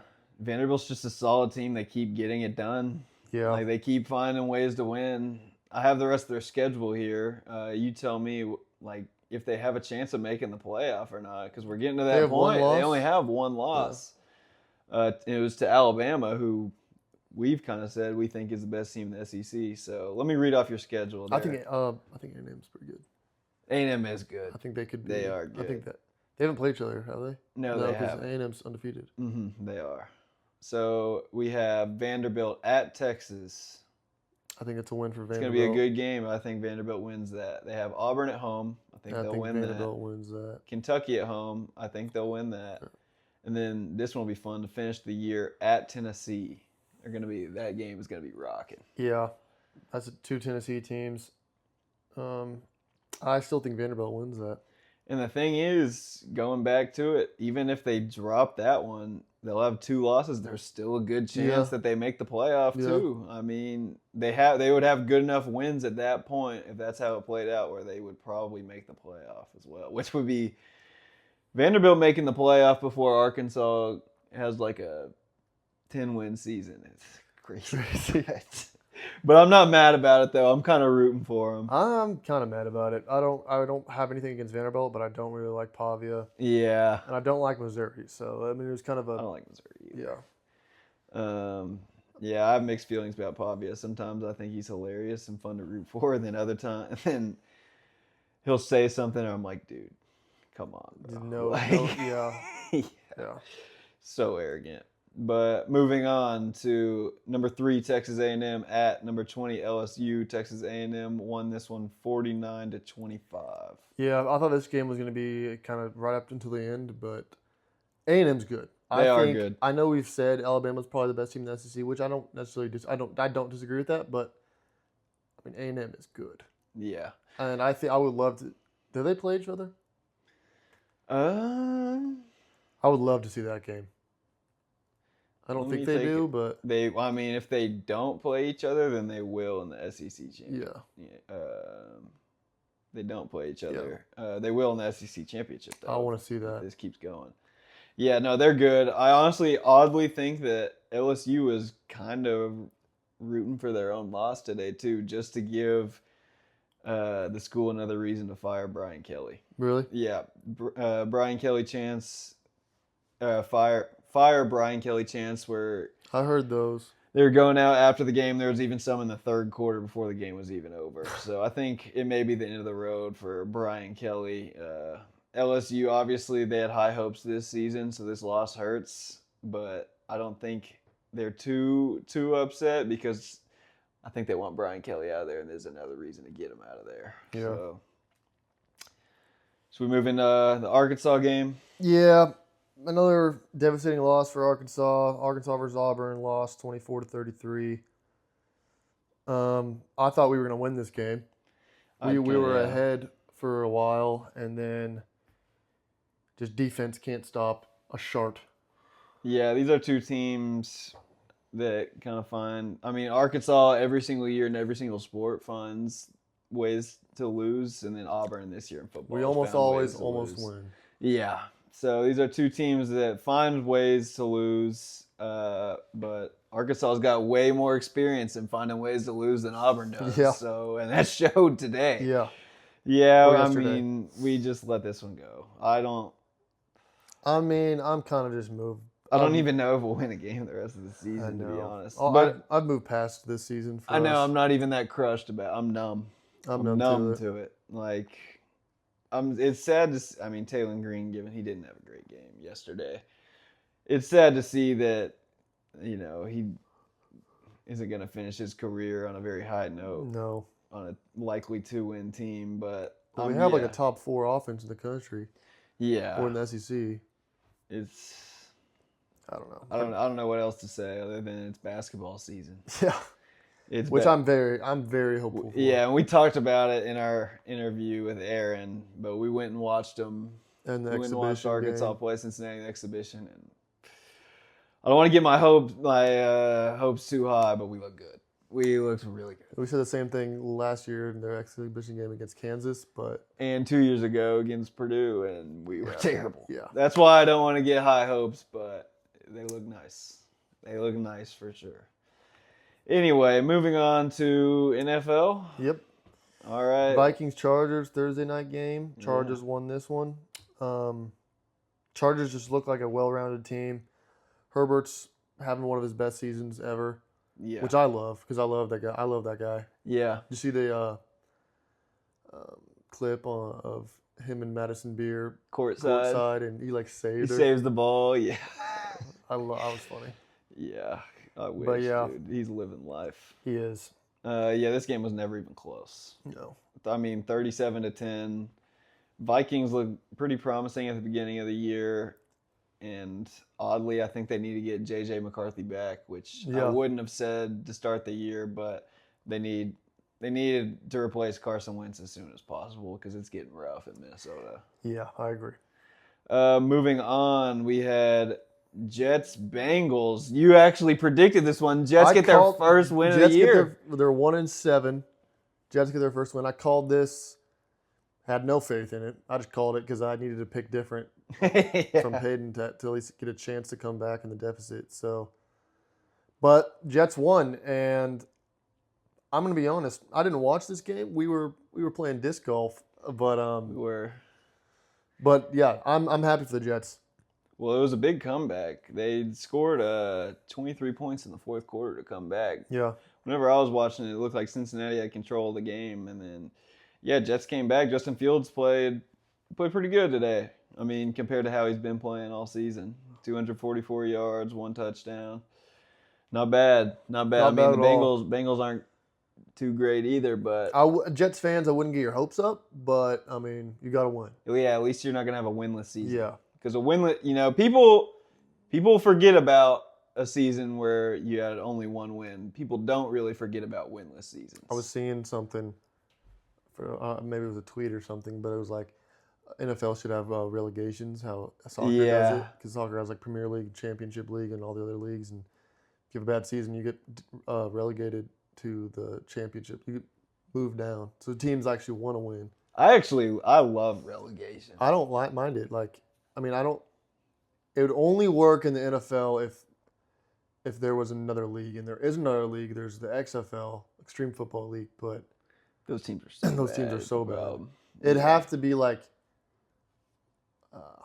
I don't even know how you'd get that going, but there'd have to be another league that's like people are actually going to tune in to watch. Because if not, people are just going to watch NFL, and the guys in the other league aren't going to make any money.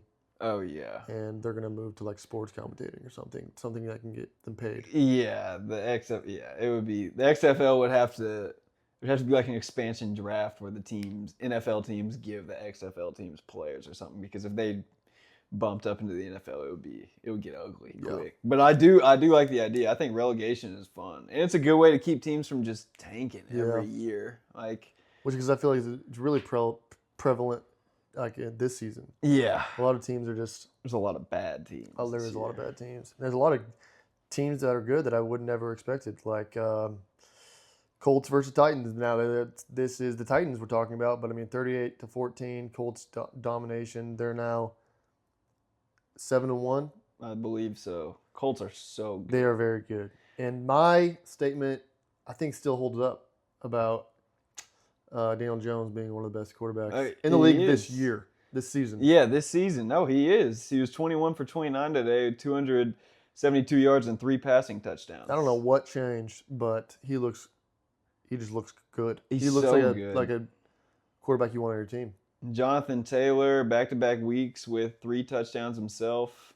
I mean, he's probably the best running back in the league. Colts are so fun to root for. Yeah. They're so fun to root for. And then the Titans. It's hard to hate Daniel Jones. He's just such a nice guy. I know. And he was so bad he was the clown of the NFL for so long. I'm rooting for him. Colts are dangerous. I might place a future on them to win the Super Bowl. I don't think they will.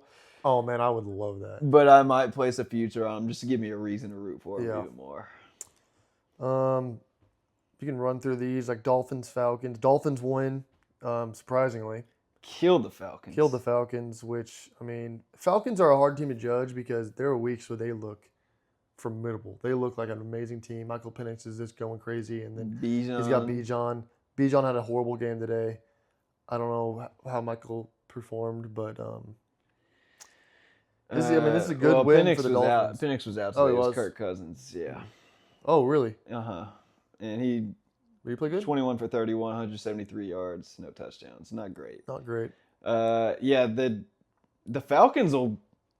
I mean, we've seen... They lose to the Dolphins, they're one of the worst teams in the NFL. They got killed by the Panthers a couple of weeks ago. Mm-hmm. But then they also will come out... They'll probably come out next week and kill whoever they're playing. It's just there's more teams than ever. At least it feels like there's more teams than ever this season that...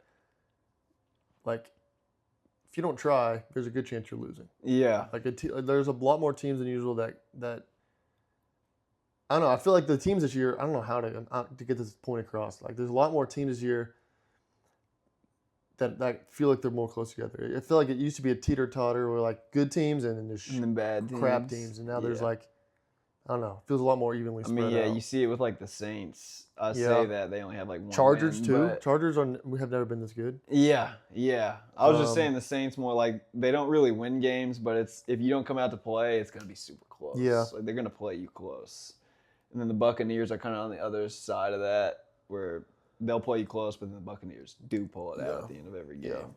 But yeah, Tua finally had a decent game today. He had 4 passing touchdowns, so good for Tua. Yeah. Good for Tua because it has gotten to the point where I was about to say he just needs to hang it up. Yeah. It's gotten so bad. So good for Yeah. him. Moving on, Bills Panthers. Not much to say here. Bills dominated. Bills which- ran all which is over. expected. Yeah, I mean James Cook had 216 yards today. My goodness. That is- What was the stat about Josh Allen, about him being like second most? Oh yeah, he has the second most rushing touchdowns in NFL history, which was honestly kind of shocking. It was shocking, but like also not shocking because he's an amazing quarterback. Yeah, it's just he still has like a decent amount of years left. So I was surprised that he was already that high up. He could pass. He could He be could number one. I don't even know who number 1 is. But by the end of their careers, someone said it. Josh Allen, Lamar Jackson, and Jalen Hurts. I wouldn't be shocked if they were all top 3 by the end of their careers. But yeah, Quarterbacks of Bill. all time. Yeah, I think they'd be top 3 all time. Pass Patrick Mahomes. You think? Did I say Patrick Mahomes? No. No. You said Josh Allen, Jalen Lamar. Hurts, and Lamar Jackson. Yeah. Patrick Mahomes rushing touchdowns. No, I don't think he'll be. Oh, you meant solely rushing. rushing Okay. touchdowns. I Yeah. misheard that. Yeah. You could see that. 49ers versus Texans. This is one I did not really expect. The Texans won 26-15. We'll go over that later, actually. What was it? If I called that or not, or if you called that. I feel like we picked differently on that one. Oh, I can't remember. I would have to go back and look. Yeah. I know that I picked the 49ers, though. Yeah. I got it wrong. Mac Jones, 19 for 32, 193 yards, 2 passing touchdowns. All right. CJ Stroud played a good game today, though. Yeah. 30 for 39, 318 yards, 2 passing touchdowns. Texans are another team. If you don't show up to play, they could win. Yeah. I mean, they're not the best team in the league, but they're definitely a capable team that they're capable of winning every week. I don't know if they will, but they're capable of it. Browns, Patriots. Patriots win. Not much to say there. Yeah, Myles Garrett sets the Browns franchise record this game for most sacks in a Really? single game with 5. He had 5 sacks today. Oh, awesome. Yeah, but Patriots are a much better team. Drake May has just been looking incredible. Tom Which- Brady. It's not fair. It's not fair. They do not deserve to have another Good quarterback. that good. Moving on, Giants Eagles. This was a big game. I know we both picked different on this one. Yeah, I had the Giants on Yeah, this Eagles won 38-20, and the sad storyline from this game was Cam Scatterboo. Yeah. I mean, that's like I don't know if it's career-ending injury, but it's a career-altering injury. It definitely career altering. Like, I know he's not like the fastest guy, but Mm-hmm. like that could definitely change how he runs. Yeah, you hate to see it. I And mean, if you didn't see it, he broke his foot. broke his ankle to the point where it was sideways. It was like turned 90 degrees. It was Yeah. bad. And did you see Jackson Dart's reaction to it? Oh yeah. He was like on the verge of tears, Yeah. which I love to see that. Like, Oh yeah, because quarterback, they care about each they other. care about each other. They're Yeah. like frat bros. They are. Yeah, He's Dart's the frat president, and Scatterboo's his bodyguard. Yeah. He's his henchman. and his bodyguard just got hurt. Yeah, but you hate to see it. I just love to see. I don't love to see that. I love to see a quarterback caring for the people around him. Mm-hmm. Which, like, on the flip side, Aaron Rodgers is kind of mean to his teammates. At least from what I've seen on the television. With the screaming at his offensive Screaming at him. lineman that tackled him. Yeah. Yeah. No, Yeah. you do. You hate to see that because they're honestly like the most fun duo to watch in the NFL. Now it's gonna Yeah. be.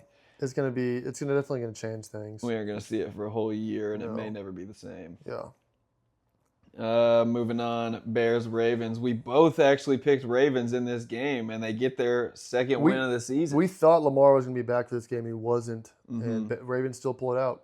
I mean, it is the Bears, but I mean, the Bears were 4-2 coming into this game, Yeah. though, so it's not a bad win. not a bad win.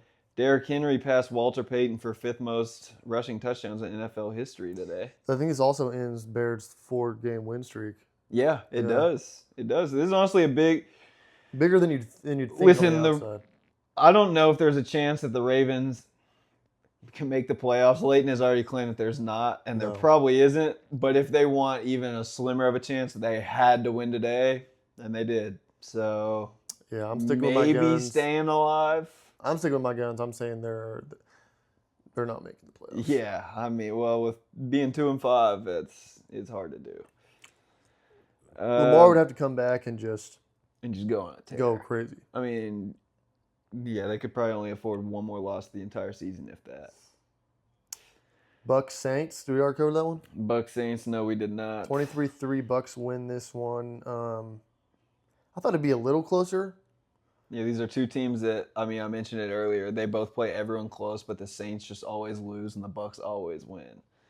But Because what the spread was, what through? I don't want to say it was wrong. only 3.5.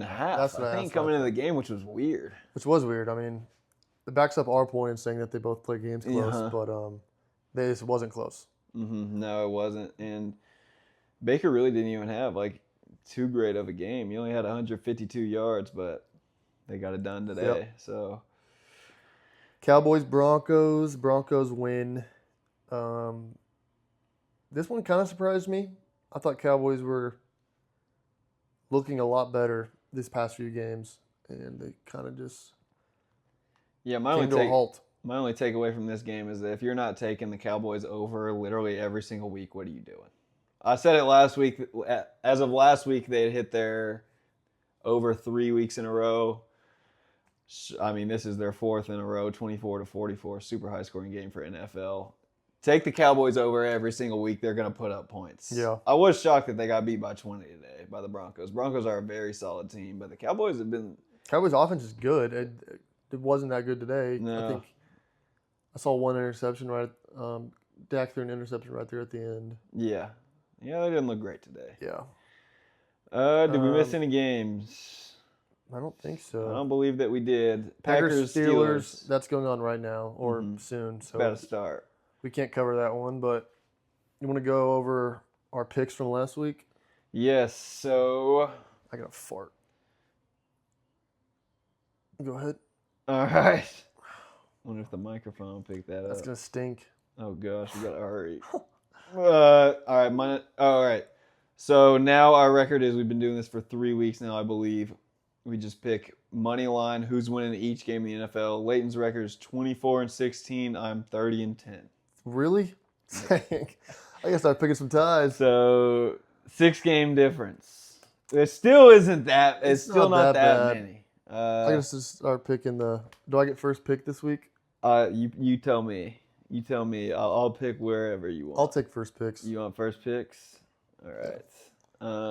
So if you don't know, we're doing throughout the season. We're picking just the outcome of every game for the following week, and he just told you what the scores is for right now. And then another rule we added is this probably won't ever happen, but if we pick a tie, say like I'm down a bunch of games and I have to pick, and like I have no chance of winning, I can pick a tie, and if those teams do tie, it's 10 points, which. Somebody's got to do it. I'll at give you my some entire point. bank account At if that some point, happens. somebody's got to do it. Yeah. All right. Tomorrow, Monday Night Football, we have Commanders, Chiefs in Kansas City. I got Chiefs. I also have Chiefs. Commanders looked great the first few weeks. Looked great last year. Yeah. Chiefs didn't look great the first few weeks, and now they look incredible again. They're getting right back back on to the track. old Chiefs. Yeah. So it's We hard for me got to some bet weapons against them. back, so and it's at Chiefs Stadium. Yeah, so, prime time in Arrowhead. I don't see Patrick Mahomes losing that game. yeah. Thursday Night Football, we have the Ravens in Miami against the Dolphins. Both coming off a big win, both getting their second wins this week. I think even if Lamar's out, I'm still gonna go Ravens. I'm also going Ravens. Yeah.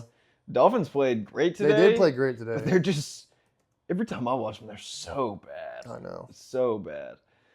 All right, then we move on to Broncos at Texans. think this could be closer than you think. Give me Broncos. I also took the Broncos. Texans, like I said, if you don't come to play, they could beat you. But Broncos defense is just elite. And Bo Nix is kind of hitting his stride as well. 49ers in New York against the Giants. With Cam out, give me 49ers. I hate to be boring. I'm also taking the 49ers. We have the exact same picks so far. Yeah, morale is low. Maybe they'll come out and they'll play for him. Maybe they'll say, you know what, this game's for Scatterboo. And they'll go get a win for him. I would love that. I would love the Giants. I want the Giants to win, but I don't think they will. Yeah. We have Colts at Steelers. Give me Colts. I also took the Colts. Steelers are a good team. Colts are a better team. Yep. Panthers at Packers. I don't think there's going to be very many differing picks this week. Panthers at Packers. Wait, who are you picking here? The Packers. Really? Mm-hmm. I might pick the Panthers. Are you? I wish we could see the Packers-Steelers game. That's tonight. Yeah. They won last week? The Panthers? Or Packers? The Packers last week, they beat the Cardinals 27-23. Give me Panthers. All right, there we go. First different one. I got to make different ones or else I'm not going to win. Yeah. All right, here's a decent game. Vikings in Detroit against the Lions. I'm going Lions here. I'm going Lions. Yeah. All right, we have Chargers in Nashville playing the Titans. Give me the Chargers. I'm all gonna gotta take the Chargers. This Man. slate looks like a bunch of blowouts. Yeah. We say that, and it's probably going to be super And then close we're games. probably gonna. I'm so certain about my picks every week. Yeah. Falcons at Patriots. I'm taking the Patriots here. Give me Falcons. All right. Hey, listen. Falcons they are played bad this week, so that means next week they're gonna. That's play what good. that's what it usually is for the Falcons. It is. It is. Bears Bengals in Cincinnati. I'm gonna go Bears here. Bengals. All right. All right. Jags at Raiders. Jags. Same. Raiders are really bad. They are. Geno's really bad. Yeah. I hate to say it. Saints at Rams. I will be taking the Rams. Yeah, give me the Rams. I want to pick different, but I just can't. Yeah, that's the thing. I usually like it when we pick different in a bunch of these games. All right, here we go. Chiefs in Buffalo playing the Bills. I'll let you pick. I'll take the other. Give me Chiefs. All right, I'll take the Bills here. That's a good game. I'm a Chiefs fan, obviously, but I guess it's not obvious. It might be obvious. I don't know. But this is like a rivalry at this point. It really Chiefs-Bills. is. Mahomes versus Josh Allen. Allen. It's the Chiefs pretty much eliminate them in the Every playoffs year. every year. I think this is going to be close. Very close. It's in Buffalo. Yeah, I'm gonna give Chiefs a road win here. That'll be a fun game. All right, and our primetime game will be Seahawks at Commanders. Ooh. That's a good game. Give me.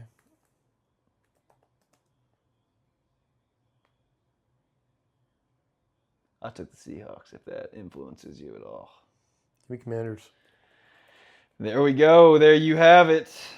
And One thing I do is that. Are you done with everything? I am done. One thing I wanted to bring up. Also, we're recording this. This is the 26th of October, so right before Halloween. Our next episode won't come out until after Halloween. So, just a little Halloween spirit for y'all. Maybe we'll do something next episode. It will be after Halloween, but yeah, who knows? One thing I wanted to bring up before we end. I think I already told you about this. The Good YouTube channel, the golf YouTube channel, Good. They're getting their own PGA Tour event. That's which so sick. it's so awesome. I've seen, I think ESPN posted it, and like it's getting very mixed signals. A lot of golf fans are like, "What happened to the game I love?" I disagree with that. I mean, this is, if anything, it helps the game. It's bringing in a younger audience. I mean, it's not a huge PGA Tour event, so it's not going to change anything. Yeah.